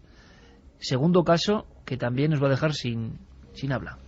Y tan personal porque José Luis participó en primera persona en estas sesiones de Ouija, que, bueno, pues una pareja entra en contacto con una pareja que hacía de forma frecuente estas sesiones de Ouija, intentaban contactar, pero esta vez no era un contacto con el más allá, era el contacto con unos supuestos seres superiores que iban a llegar un día determinado, a un lugar exacto. Otro gran clásico, ¿no? La Ouija para conectar con enviados, extraterrestres, sí. Cosas extrañas. Y además, un lugar que les habían definido muy claramente: en dicho kilómetro giráis a la derecha, habrá una cueva, habrá una higuera y allí nos veréis pasar. Bueno, pues José Luis participó de estas sesiones de Ouija. Efectivamente, él, aunque dice, bueno, tener su propia teoría de que es la mente la que crea todo esto, pues se lanzaron a la aventura, fueron allí, y lo que se encontraron fue muy, muy parecido a lo que la Ouija había determinado. Llegamos allí, efectivamente todo era exactamente igual a lo que se había dicho en la Ouija. Había una higuera, había una roca, había una cueva, un inicio de una cueva, y estuvimos allí pues varias horas. La verdad es que no vimos nada, vimos si acaso un punto o dos pasar, que se podían identificar perfectamente con satélites, y cuando regresamos otra vez a Sevilla, este matrimonio volvió a preguntar qué era lo que pasaba, y les contestaron que bueno, que había sido una prueba más, que no habían podido ese día acercarse porque habían tenido una serie de problemas, y que llegarían en cualquier otro momento y que volverían a avisar cuando llegaran. Una primera cita que nunca tuvo lugar, fueron a su encuentro, pero sin embargo estos seres superiores, bueno, pues pidieron una especie de disculpas a través de la Ouija. Pero este matrimonio siguió y siguió, y las cosas fueron en aumento hasta una escena que es muy, muy gráfica, igual que la que veíamos, escuchábamos antes de esta chica, de un matrimonio esperando la muerte. Sí, hubo un momento que ellos estaban convencidos de que esa noche iban a morir, porque la Ouija les había dicho que la gran prueba para reunirse con esas entidades superiores que se comunicaban con ellos a través de la Ouija era la muerte. Y entonces la aceptaron y salieron a la calle para no quedarse en su casa, salieron a la calle a pasear, esperando que en cualquier momento se produjera ese suceso. Afortunadamente no se produjo, y cuando volvieron a casa, la pregunta obvia a la Ouija, ¿y por qué no? Esta era la gran prueba. No hablamos de personas particularmente enloquecidas o con atuendos extraños, hablamos de un matrimonio normal por las calles de Sevilla. Y que llevan a llevar a su propia hija con familiares temiendo de que ellos iban a morir. Convencidos de lo que el tablero les decía. Y una vez más es curioso, da igual la carcasa o la careta o lo que se manifieste ahí, siempre en la privacidad de las personas que acuden a este juego o no juego. Eso en un momento dado parece que les pide un sacrificio. Cierto. Voy a contar muy brevemente, porque es breve, el caso de Silvia Iker. Es un caso que yo conocí y que terminó trágicamente. Todo empieza con un desamor. Silvia entra en un estado de autoabandono. Se abandona por completo, entra en un estado realmente lamentable. Y empieza a llenar sus terribles horas practicando a solas la Ouija. Y aquí viene el problema. En ella, en la Ouija, se manifiestan unos seres que se autodenominan los guardianes. Así se identificaban ellos, los guardianes. ¿Quiénes eran? Estos le dicen insistentemente que no le merece la pena vivir y que se reúna con ellos. Se suicidó. Voy a omitir la forma en que lo hizo. Casuística que existe, que está ahí, que hemos conocido incluso en libros de corte ufológico, muchas personas que han entregado su vida. Hubo un caso muy famoso de un niño mexicano en el 77 que fue portada de todos los periódicos, que llega a tener la frialdad de dejar el mensaje de Ouija escrito en un lado del papel, del pequeño folio infantil cuadriculado, y por el otro lado una carta a su mamá, porque unos seres de X planeta le estaban comentando que debía arrojarse por la ventana en su piso 18, si no me equivoco, en México. En este libro también Edmond Gruss cuenta el caso de dos niñas de 13 y 14 años en Zúrich, en Suiza, que pues estaban, la verdad, que obsesionadas con la Ouija. En cierto momento esa Ouija les da un mensaje, les dice que tendrán una vida bastante dramática y que no llegarán a los 18 años. Ellas tenían 13 y 14. Antes de que pasara ese tiempo, deciden agarrarse de la mano y tirarse desde el 5º piso de la ventana del dormitorio de una de ellas, matándose. La Ouija de nuevo ante un suicidio, en este caso colectivo. Haremos ese debate en próximas fechas en Cuarto Milenio, viendo los investigadores de Ouija qué piensan y los investigadores de la mente qué piensan. El lado más científico y el lado, si quieren, más heterodoxo o más investigador de lo fenomenológico. Pero está claro que hay algo que no acabamos de controlar muy bien. Hay una especie de, imagino, de terror acumulado del ser humano e incluso de violencia contra nuestro propio yo que no entendemos, que cataliza con la conexión de algo que está ahí y se despierta, o es ese algo el que maneja. Vamos a hacer una cosa, seguimos escuchando vuestros casos, preguntas, cuestiones, pero dejadme que abra aquí, al menos como abanico, otra eterna cuestión. ¿Qué pasa en el sonido que hemos hecho antes? En este caso una planchette entre el sí, el no, esa tabla. ¿Cuántas horas de Ouija se habrán practicado en el mundo?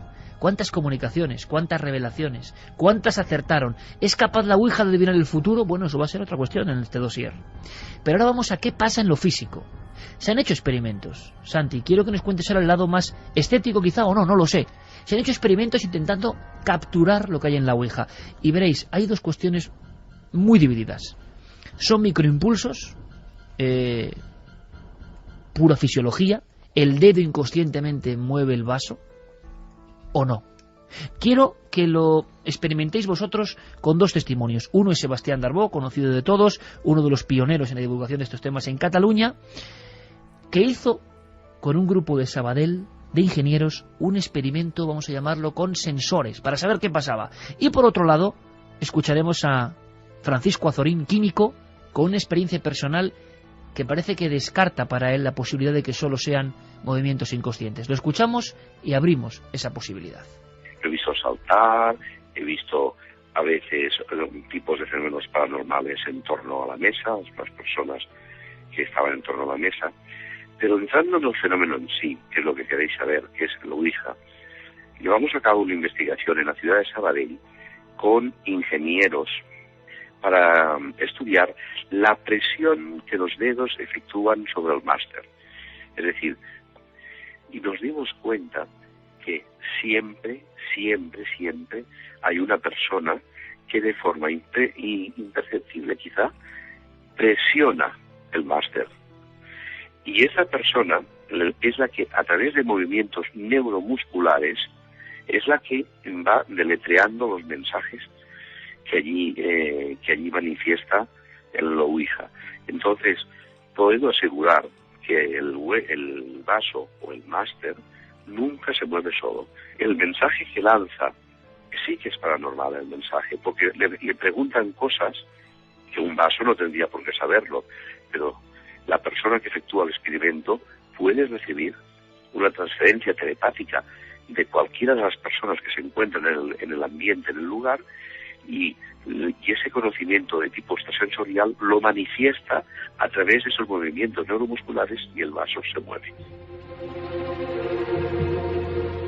Cataluña, sin duda hay que decirlo, sobre todo fue en los años 70 un vergel de investigación, es verdad, de grupos que llevaban a la electrónica, a lo físico, para saber, y me parece muy loable y muy interesante. Todo eso se perdió un poco, pero había experimentos, en este caso sensores, y Sebastián nos contaba, creo que es muy interesante, en España nos ha comentado mucho, la experiencia de alguna forma de saber quién empujaba más. Ha habido otras experiencias. Antes de que nos cuenten nuestros amigos la otra cara de la moneda, bueno, el químico, repito, y profesor Francisco Azorín nos habla de otro caso que para él invalida todo esto.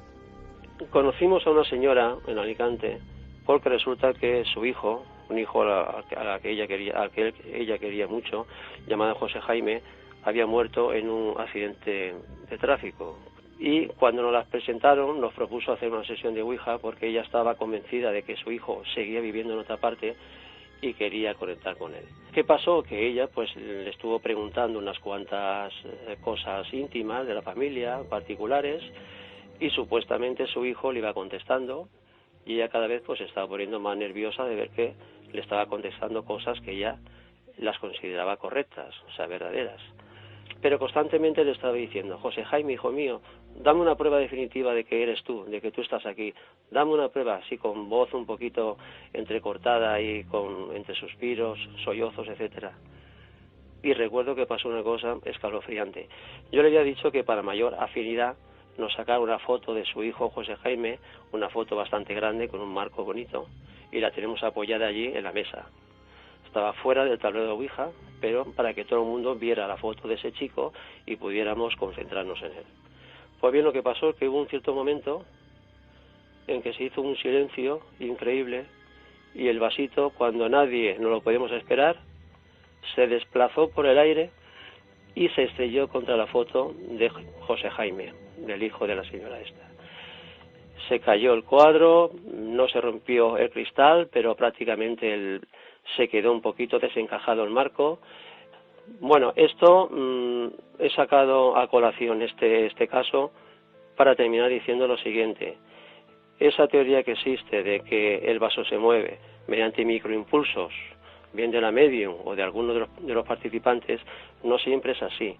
hay veces que el vaso se mueve con tal velocidad lineal, con tal velocidad angular a veces, dando vueltas, que los dedos y la mano pierden contacto con el vaso. Ahí no puede haber microimpulsos de nadie.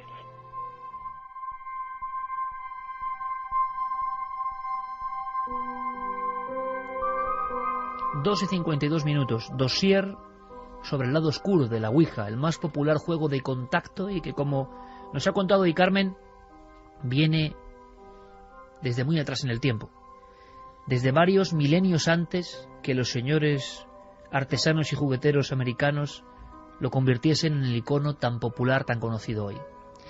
Decías, Santiago, escuchando a Francisco Azorín, estoy completamente de acuerdo. Sí, estoy de acuerdo, completamente. Yo no creo que sean microimpulsos, no creo que sean...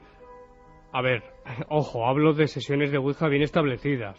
Cuando el fenómeno se da, cuando se contacta con algo realmente, los participantes, es lo que yo pienso, son catalizadores, no foco, son catalizadores de la causa. No mueven el máster, ya que es imposible, esta es una reflexión en voz alta, aunar 6 o 7 voluntades al mismo tiempo y además dar paso a fenómenos paranormales paralelos. Que ahora vamos a comentarlos después en el dossier. Y que tenga coherencia el mensaje. Y que tenga coherencia, claro. Claro, y de eso se ha hablado mucho. El otro Santiago, que ha indagado en todo este ámbito, se ha hablado mucho, Santi, de experimentos que intentaban invalidar o poner a prueba el fenómeno de Ouija. ¿Qué sabemos de ellos? Pues los experimentos los hay para todos los gustos y son muy contradictorios en sus resultados. Fíjate que el primero que he encontrado procede de la revista Popular Science de la fecha, agárrate, febrero de 1921. Ya se hablaba de Ouija. No se hablaba, se hacían experimentos muy elaborados, como este, hecho por un científico hindú que se llamaba Avaji Pisei, que hizo la primera Ouija ciega eléctrica. Básicamente utilizó el mecanismo de un teletipo modificado de tal manera que tenía una superficie circular, la planchette, él o los sujetos con los que operaba podían manejarla sobre esa superficie y iba a dar a unas teclas que no tenían nada escrito, teclas de máquina de escribir antigua, de teletipo, y al tocarlas se activaba un mecanismo eléctrico que imprimía una cinta de papel con un rollo de tinta y ahí salían los mensajes. Pues bien, en los experimentos estos de 1921 sí salían mensajes en las ouijas ciegas. Y luego se han hecho... ¿Te refieres a mensajes coherentes? Mensajes coherentes, es decir, sin saber las personas que estaban participando en el experimento a qué a qué letra correspondía cada tecla, porque además el mecanismo tenía un sistema de rotación que hacía que en cada sesión se pudiera variar ese orden y se pudiera variar esa correspondencia entre las teclas y las letras que saldrían impresas en la cinta de papel. En el otro lado, el experimento que más mencionan los escépticos es el de un profesor de secundaria llamado Larry Bayou, que se le ocurrió hacer el experimento de hacer más que una ouija ciega, una ouija con sujetos ciegos, o más que ciegos, cegados, con los ojos vendados.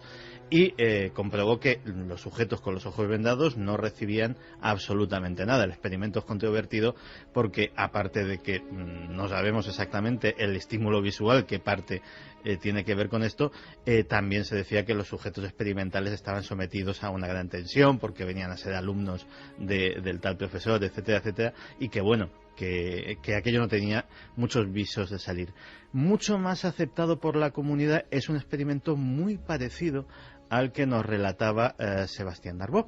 Es el llevado a cabo por la Society of Psychical Research, que se gastó un dinero y sobre todo empleó bastante esfuerzo en hacer un tablero Ouija y un máster y una planchette con sofisticados sensores de presión, sensores de todo tipo, para determinar exactamente eso, hasta qué punto había movimiento autónomo o hasta qué punto era provocado por los intervinientes. Según el resultado del experimento de la Society of Psychical Research, una de las asociaciones de investigación paranormal más prestigiosas del mundo, ellos sí vieron que por lo menos en las sesiones que ellos montaron, sí que de manera absolutamente inconsciente veían que el testigo, el máster, era movido por los intervinientes, aunque en una cosa que ha incidido mi tocayo hace un momento,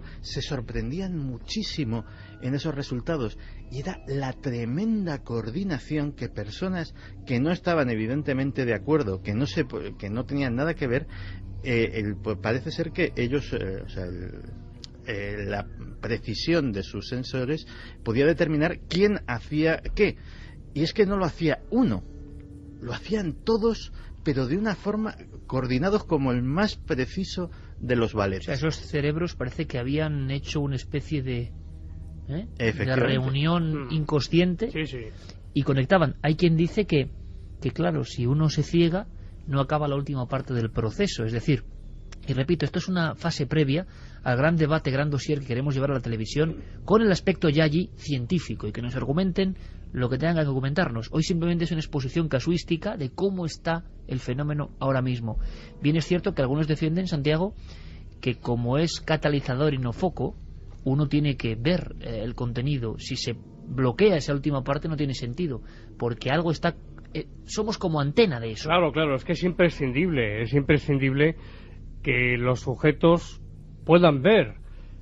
Se ha comprobado en laboratorio, en otros fenómenos paranormales, que cuando se somete a un sujeto a una presión emocional, el fenómeno no se produce. Esto es empírico. En muchos grandes dotados, en muchas personas, en cuanto las metes en esa... Claro, y los más escépticos, Santiago, con lógica razón, dirán, es que no existe el fenómeno. Sí, pero la actuación del dotado debe ser espontánea y debe estar sometido a las menores presiones posibles. ¿Sabes lo que me recuerda a mí eso? ¿A qué? Pues fíjate, cuando te dicen en determinado lugar, la gente del pueblo ha visto una especie de sombra que cruzaba la carretera, o una serie de alaridos, de lamentos, y nosotros vamos con toda nuestra buena intención, cartografiamos todo eso con cámaras, nos llevamos el mejor aparataje del mundo, sensores, pero el fenómeno no le da por salir, porque sale cuando le da la gana, cuando quiere, y no precisamente cuando tú quieres capturarlo con un método científico. Ahí está la duda. Vamos a continuar, porque creo que el tema lo merece, que el tema es apasionante, con vuestras preguntas, vuestros casos. ¿Es capaz este tablero tan inocente? Por lógica, bueno, ¿cómo una cosa tan espiritual va a comunicarse de esta forma tan burda, dirán algunos? ¿Y ha dado pruebas de que adivina el futuro, por ejemplo? ¿Y qué son esos fenómenos concomitantes alrededor de la Ouija? Pues todo eso y mucho más si nos acompañáis. Y aparte, lo dejo ahí, ese visado para el futuro.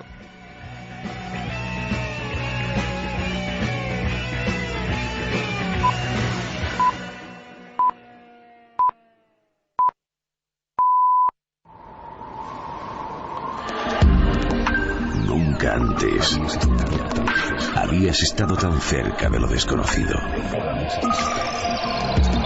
Milenio 3. Cadena Ser.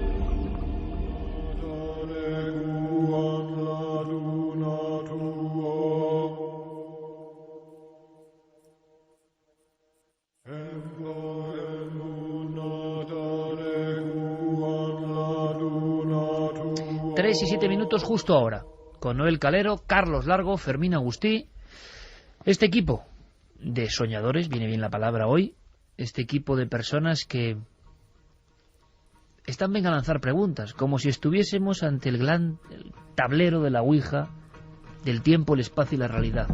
Nosotros sí que jugamos a la Ouija, pero cada semana, no solo hoy. ¿En qué sentido?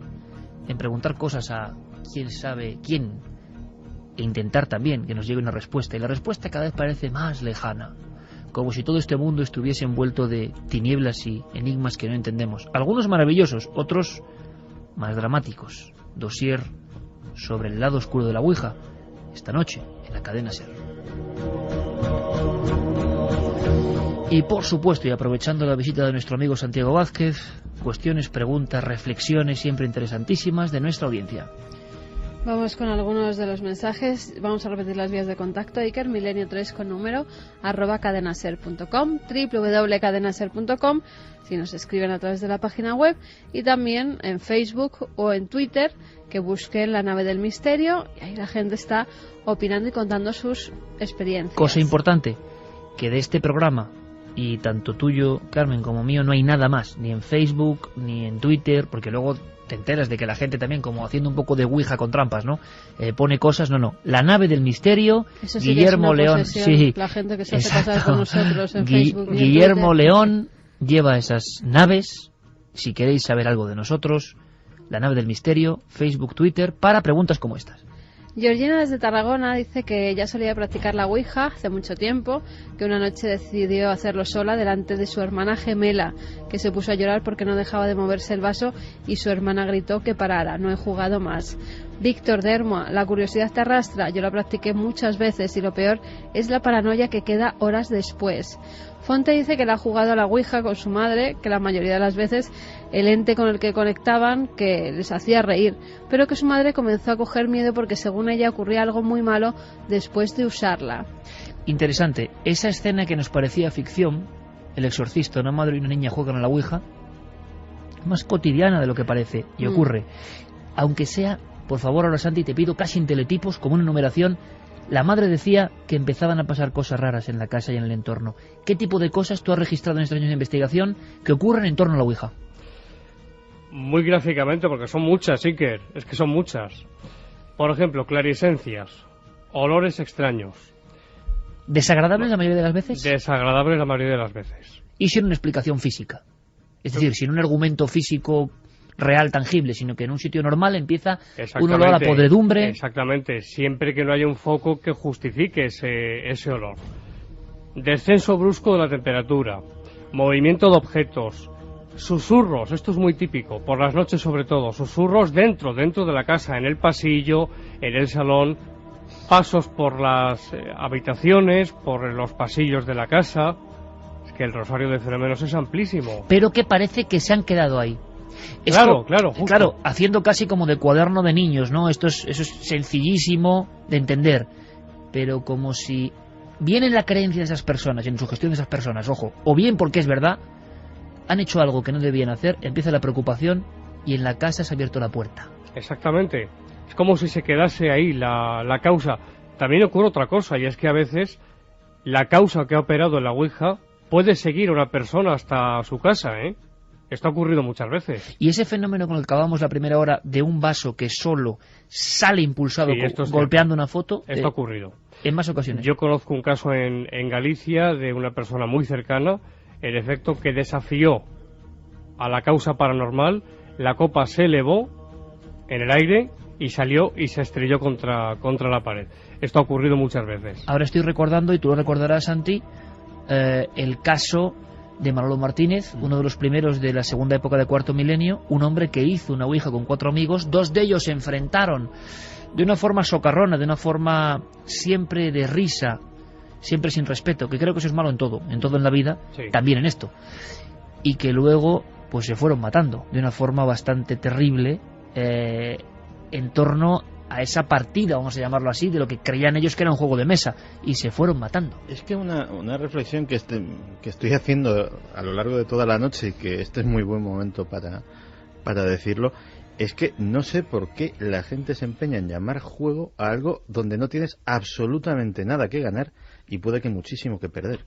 Pero seguramente porque durante muchos años ha estado empaquetado, y no sé si sigue, empaquetado y en los grandes almacenes. Seguimos con más preguntas. Bueno, de eso nos preguntaban y parece ser que sí, que se sigue vendiendo, que cada vez es más difícil encontrarlo. Roque nos dice: tuve alguna experiencia con la ouija cuando iba al instituto, fue una moda que surgió, jugábamos con un folio, con letras dibujadas y usando de máster una moneda de 5 duros. Yo creo que eso es lo típico de todos los colegios e institutos de este país, vamos. Irene dice: la ouija era para mí como una adicción emocionante, vibrante, hasta que tuve una experiencia tan impactante que hoy, después de más de 10 años, aún no asimilo. Juré no volver a practicarla, cuidado. Fíjate si es típico. No voy a citarla. En una localidad muy cercana a Madrid, en la ciudad dormitorio de Madrid, hubo, yo creo que hasta día de hoy, una de las pocas intervenciones de la Guardia Civil en el interior de un instituto de secundaria. Esto fue en la década, a principios de la década de los 90. Y todo empezó con un juego de Ouija. Empezó con un juego de Ouija en clase y acabó, la localidad en cuestión es tristemente famosa por el tema de las profanaciones en los cementerios, y precisamente fueron esos alumnos los que en esa espiral de hacer caso a lo que les iba saliendo del tablero, pues terminaron profanando cementerios, etcétera, etcétera, y al final terminando con una intervención de las autoridades en el propio centro docente. Yo te pido siempre ahora con los oyentes máxima brevedad y claridad, que sé que lo sabes hacer muy bien, Santiago. Sí. Con estos mensajes, ¿qué engancha, por lo tanto, de la Ouija? ¿Por qué se produce esa vibración y esa emoción que decía esta oyente? Puede haber dos causas independientes o que vayan unidas. Por un lado, nos encontramos con la propia causa que está incidiendo en el fenómeno. Pero por otra parte, vamos a lo que decía al principio, esas ganas de saber, de conocer lo que puede haber. La curiosidad eterna del ser humano, ¿no? Exactamente, eso es lo que yo creo que principalmente engancha más en este fenómeno de la Ouija. Esa adrenalina. Seguimos. Lo misterioso, ¿no? Siempre también ha enganchado eso que no podemos ver, sí, con esos seres que no nos podemos comunicar muchas veces, el ansia de haber perdido a un ser querido y querer saber más, quererse estar bien. Todo eso yo creo que engancha, y más a las personas, pues eso, que acaban de perder un familiar o tienen problemas muy graves, por eso se vuelven la mayoría obsesivos con las letras y los mensajes. Sobre y todo las si, frases como que decía aparecen. Santiago, de repente algo responde en tu mente o no lo sé, coherentemente con la vida de esa persona que se ha marchado. Claro. Es que, fíjate, si te pueden pasar cosas. Lo último que he visto yo es la Ouija para iPad. O sea, hay Ouija para iPad, hay la iPad a otras tabletas, y es que... ¿Me acabas de dejar? Sí, igual que hay fantasmas para iPad. Pues lo mismo. Claro, yo una de las imágenes que también me estaba rememorando durante todo este programa es esa persona solitaria que está con su tablero, porque claro, si se hace en grupo, vaya, tampoco es que lo recomendemos, pero tiene un pase. Pero ese momento solitario, horas y horas, y me estaba viniendo a la mente la imagen de un micrófono cuando lo acercas a su altavoz y se retroalimenta y suena ese pitido penetrante que si lo fuerzas puede llegar hasta estropear la máquina, estropear el altavoz, quemarle los transistores. Pues imagínate esa mente retroalimentándose una y otra vez, respondiéndose y preguntándose. ¿Qué espiral no me extraña que haya suicidios y que haya de todo? ¿Qué espiral de locura se puede llegar? Decían, o dicen los expertos, o decir los expertos, Santi, el momento es en que el practicante de Ouija ya no como un juego, sino empieza a hacerlo solo. Peligro. Muchísimo peligro. Cuando se llega a ese punto, he contado algún caso, cuando se llega a ese punto, esa persona tiene todas las papeletas, por decirlo así, para que se desencadene un trastorno mental. Hay que tener muchísimo cuidado. Y no solamente eso, es que nos encontramos con las psicorragias, que son, resumidamente, fenómenos en cadena, paranormales, que son luego muy difíciles de erradicar. Y esto se da en lugares donde se ha hecho la Ouija. En efecto. Juanjo desde Vizcaya nos dice: nosotros tuvimos varios incidentes en una de tantas sesiones, y una de las veces metimos un crucifijo bendecido dentro del vaso que se desplazaba hacia los signos. ¿Cuál fue la sorpresa? Que el vaso se empañó de vaho por dentro. Empezó a moverse a una velocidad increíble y terminó volcándose. Cayó al suelo y no se rompió. Otra de las veces quisimos grabar en cinta magnética la sesión completa, que cuando la vamos a escuchar y con sorpresa de todos, solo quedó grabado los primeros instantes antes de comenzar y a partir de terminar la sesión. El espacio que queda entre estas dos partes, pues no se grabó nada.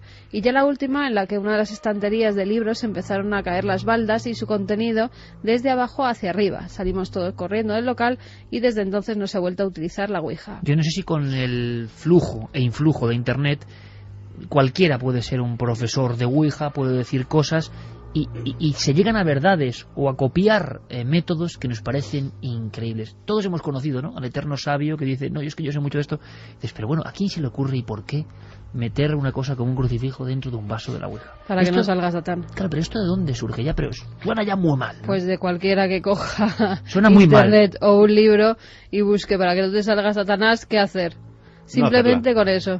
No hacerla, claro, no hacerla. Sí, pero la curiosidad lleva a buscar y el intentar hacerla bien y el que no te salga ese personaje. O sea, es por protección. Claro. Bueno, pues también me parece tremendo. También se hace en el campo de la psicofonía, yo conozco algún caso, de poner junto al micrófono un crucifijo. Qué curioso. Y por otro lado, hablando de psicofonía, y será otra parte en el futuro de otro dossier, pero estos amigos que han investigado muchas veces Ouija, yo recuerdo, fíjate, una que me puso a mí los pelos de punta, de gente haciendo Ouija y en el ámbito de lo paranormal, pero no haciendo una psicofonía es profeso, ¿no?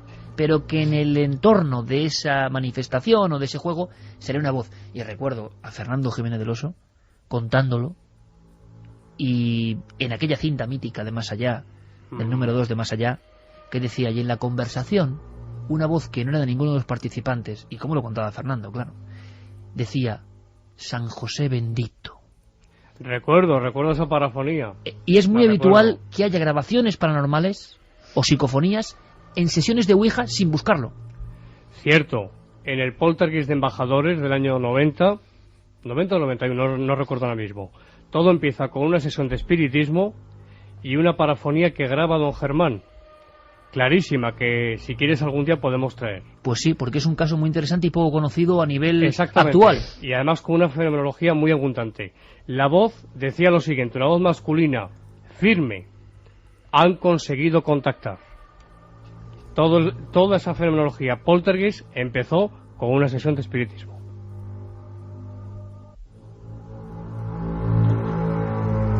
Alejandro desde Pontevedra dice, hace 30 años aproximadamente, con esa curiosidad peligrosa de los jóvenes, un viernes a la medianoche jugamos con mi primo con una ouija improvisada y muy casera, una copa boca abajo, rodeada del abecedario y números.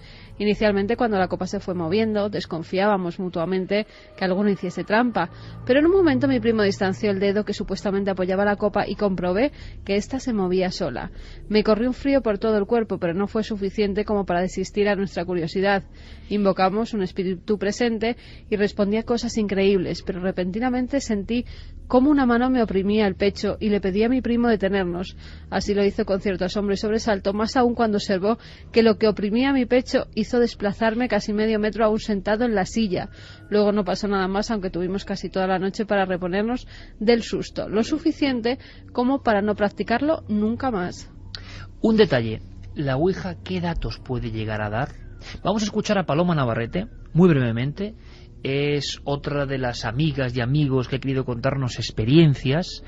¿Qué puede saber la Ouija que no podemos saber lógica o racionalmente? ¿Qué elementos hay de, quizá, conocer el futuro o verdades que no están al alcance de los presentes? Escuchad esta historia porque es absolutamente gráfica. Y entonces hicimos una Ouija en presencia de la dueña de la casa, ¿no? Era una casa con muchísimos fenómenos paranormales. Y en esa Ouija, cuando preguntamos, apareció alguien, ¿no?, moviendo la planchette, y preguntamos, ¿quién eres?, contestó, el amo, soy el amo. Claro, nos tocó muchísimo porque el dueño de la casa pues estaba vivo y su mujer estaba con nosotros, ¿no? Entonces nada, seguimos preguntando y al final le dijimos que no podía ser porque el dueño estaba aquí y él contestó, la compró, la cambió, le conozco. La señora que estaba con nosotros empezó a ponerse muy nerviosa y nos dijo, me lo temía, y nos contó la historia de la casa, ¿no? Efectivamente, la casa era de un señor, de un hombre poderoso de esa ciudad que en el tiempo de la guerra pues lo sacaron de esa casa, se lo llevaron y le dieron un tiro en la cabeza. Y el que había comprado la casa era familia, pariente del que participó en ese paseillo en manos del dueño. Entonces eso nos dejó absolutamente sorprendidas, porque además ya inmediatamente descubrimos quién era la identidad de ese personaje que se paseaba por la casa y que hacía la vida imposible a toda la familia. Ya lo que faltaba, muerte, venganzas, guerra civil, por desgracia, ¿no? Tan presente en muchas cuestiones y que afloran con lo paranormal. Santi, lo mismo, en esa concreción, hay casos donde la Ouija revela cosas que casi nadie conoce. Indudablemente. La respuesta es indudablemente. Cabe pensar en dos posibilidades.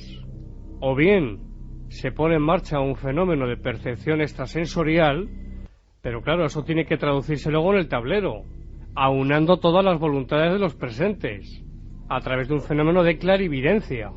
Toda esa cadena de cerebros, claro, digamos que crece en potencia y consigue cosas que parecen maravillosas, o lo de siempre, algo desde fuera. Exactamente. Informa. Exactamente. Esas son las dos posibilidades, no caben más. Nos dice, me llamo Fernando Alcázar y os escribo desde Barcelona. Cuando era un adolescente practiqué varias sesiones de Ouija con amigos, sin tener ni idea, sin tomárnoslo en serio. En una sesión, el ente con el que nos comunicamos nos pronosticó algunos sucesos que nos pasarían a cada uno de nosotros. No recuerdo el de los demás participantes, pero sí que me acuerdo del mío. Me dijo que me asfixiaría. Yo no me lo tomé en serio, pero qué casualidad que al cabo de unos 2 o 3 días cenando con mis padres me atraganté, hasta el punto que me tuvieron que practicar la técnica Heimlich para poderme salvar. Desde entonces no he vuelto a tener contacto con una Ouija ni intención alguna de practicarla. Muchas gracias por ser tan grandes contando todas estas cosas que muchos no hacen por miedos y prejuicios. Nosotros ningún miedo, ningún prejuicio, pero Santiago, muy interesante, y sé que entiendes lo que te voy a preguntar porque pasa tantas veces. ¿La causa paranormal sabía eso? ¿O la persona se obsesionó tanto que no tomó las medidas y acabó atragantándose por el terror, el miedo y la sugestión? Caben, claro está, las dos posibilidades, pero lo que sí es cierto es que a través de la Ouija, como bien sabéis, se da el fenómeno de la precognición. Es decir, tienen conocimiento de futuro, como ocurre también en el fenómeno de las parafonías. Tienen conocimiento de futuro que se cumple. Puede ser que una mala idea por inducción se pueda cumplir. Como hipótesis lógica es plausible, pero también es cierto que, y esto es lo interesante, en muchísimos casos no hay conocimiento de ningún dato que pueda llevar al cumplimiento de un suceso y sin embargo este se produce. Mucha gente, Carlos Moreno por ejemplo, dice que cree que el 95% de lo que sucede en las sesiones de Ouija es fruto de la sugestión mental, el otro 5% no tiene explicación lógica y eso es lo que realmente atrae del asunto. Y cómo me gustaría a mí saber qué es la sugestión mental y los misterios que encadena. Julio Rosales dice, hace 18 años solía hacerlo a menudo, el vaso se movió muchas veces, pero la única que sé que fue real es cuando hablé con una compañera de trabajo que había sido asesinada meses antes. Apareció muerta el día de Año Nuevo en la casa de campo de Madrid, la prensa lo recogió. Meses después, haciendo una sesión con una amiga que no sabía nada de esta historia, alguien que decía ser ella se manifestó. Me dio datos sobre su infancia que yo desconocía, por lo cual no le di mucha importancia. 2 años después, por casualidad, conocí a sus amigos de infancia. Todo lo que me había dicho era real. Desde entonces no lo he vuelto a hacer. Yo solo quería una prueba y la tuve. Un abrazo fuerte. Pues desde luego encargo a nuestros compañeros Carlos Largo y Fermín Agustí que estén muy atentos a este caso, a esta historia concreta, porque si hay esos datos, hay un cadáver, nos interesa saber porque son pruebas. Y yo quiero recordar aquí, porque son muchos los amigos que teníamos citados, a Carlos Fernández, el gran investigador y periodista gallego, que, en Cuarto Milenio nos abrió las puertas a un caso impresionante, cadáver hallado en el monte, sin identidad, sesión de Ouija, aparece un nombre, Rosa, una identidad, Portugal, un hijo, y la hija estaba ahí dentro de ese cadáver, y datos que nadie sabía y que se corroboraron tiempo después. Es increíble, y estos casos han ocurrido, claro, uno de no sé cuántos, pero ahí están. Y Carlos, persona honesta y muy seria, investigó el asunto. Le pediríamos de este a Julio caso. Rosales que nos volviera a escribir dándonos alguna forma de contacto donde podamos charlar con él sobre este caso. Encarni Ruiz nos dice, yo la hice con 14 años, creo que todavía no habíamos casi comenzado, éramos un pequeño grupo de colegio, en una habitación a oscuras, de pronto se abrieron de Colbet todas las ventanas, salimos corriendo en tropel, alguien perdió hasta los zapatos, decidimos no hacerla nunca más. Quien la practica luego, si pasa algo, decide no volver a hacerla, no volver a tocarla, ¿eh? Pero es una buena maniobra de seguridad, ¿no? Acontecimiento extraño, movimiento de objetos, pero que hace que las personas no sigan indagando ahí. No está mal, ¿no? Yo creo que es una buena receta, y que los oyentes, que son muy inteligentes, estén tomando muy buena nota de todo lo que se está diciendo aquí esta noche. Yo sé de un caso de varias personas universitarias que lo practicaban. Eran además un grupo, siempre se reunían el mismo, 8 o 9 personas. En un momento dado, algunos se lo tomaban a guasa, el tema de la Ouija, y preguntan, pues siendo gente joven, de los que estamos aquí, ¿cuál es el primero que se va a morir? Esa típica pregunta. Vaya pregunta. Vaya pregunta, sí. Una pregunta que en muchas sesiones de Ouija, siendo jóvenes y tomándolo a cachondeo, se suele hacer. Ese tablero dio un nombre de los que estaban allí presentes, lo tomaron como, bueno, esto ha sido una anécdota, y justo a la semana, mientras iban a hacer otra sesión de Ouija, acudían al mismo lugar donde se reunían siempre, una de las paredes se cayó justo encima de ese chico, matándole.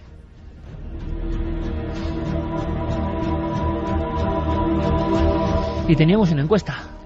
Y tenemos una encuesta y pueden seguir votando en ikerjiménez.com. Debate de la semana en Milenio 3. ¿Has practicado la Ouija? No, el 62,7%. Y sí, el 37,3%. Pues está bien, que no lo practican. Está bien. Y hay una cosa, quedan muchísimas por contar, por supuesto. Y nosotros, yo creo que en un par de semanas, si es posible, haremos en Cuarto Milenio, en esta combinación de datos y con lo que nos estáis contando, una nueva investigación y debate a tumba abierta. Proceso a la Ouija, claro que sí, porque estas grandes claves nos interesan. Pero hay una cuestión sumamente interesante.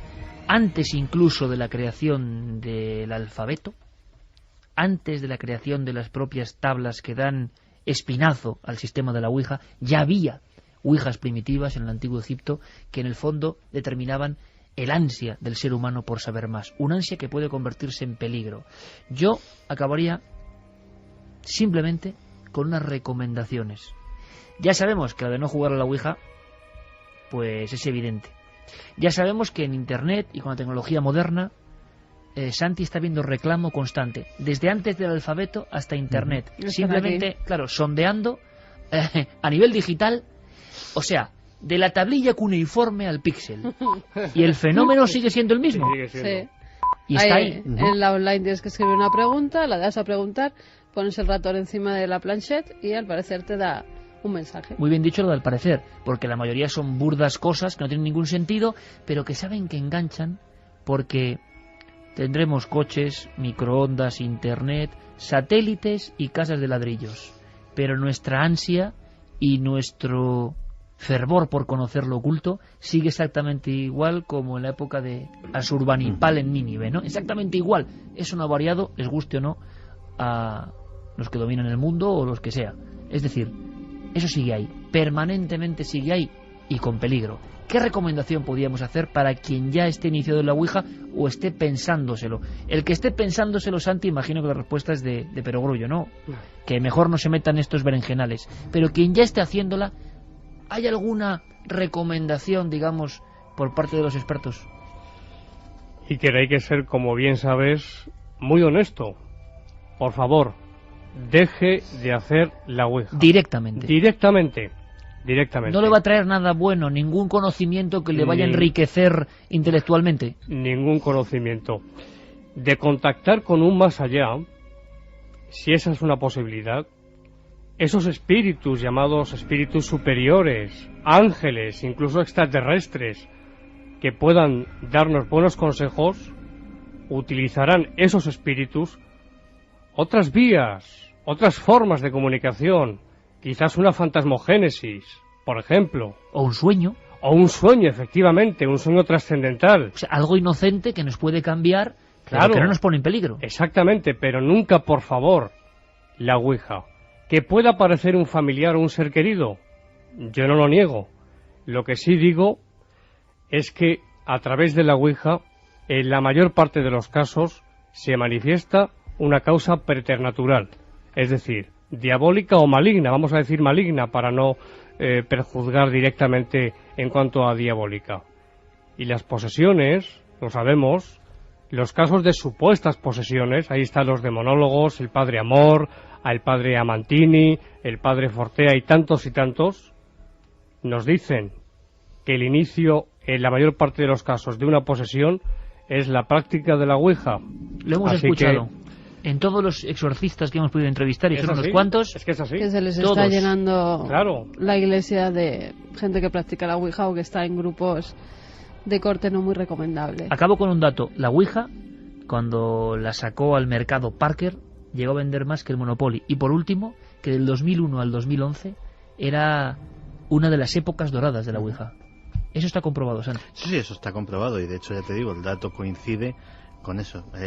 La gente que en época, concretamente en Estados Unidos, en época de guerra, quién sabe si para contactar con sus familiares caídos en combate, pues se agarra a esta tabla como tabla de salvación. Yo creo, Iker, en 5 segundos, que el ser humano, y más en determinadas circunstancias, tiene un anhelo, aunque sea inconsciente, de trascendencia.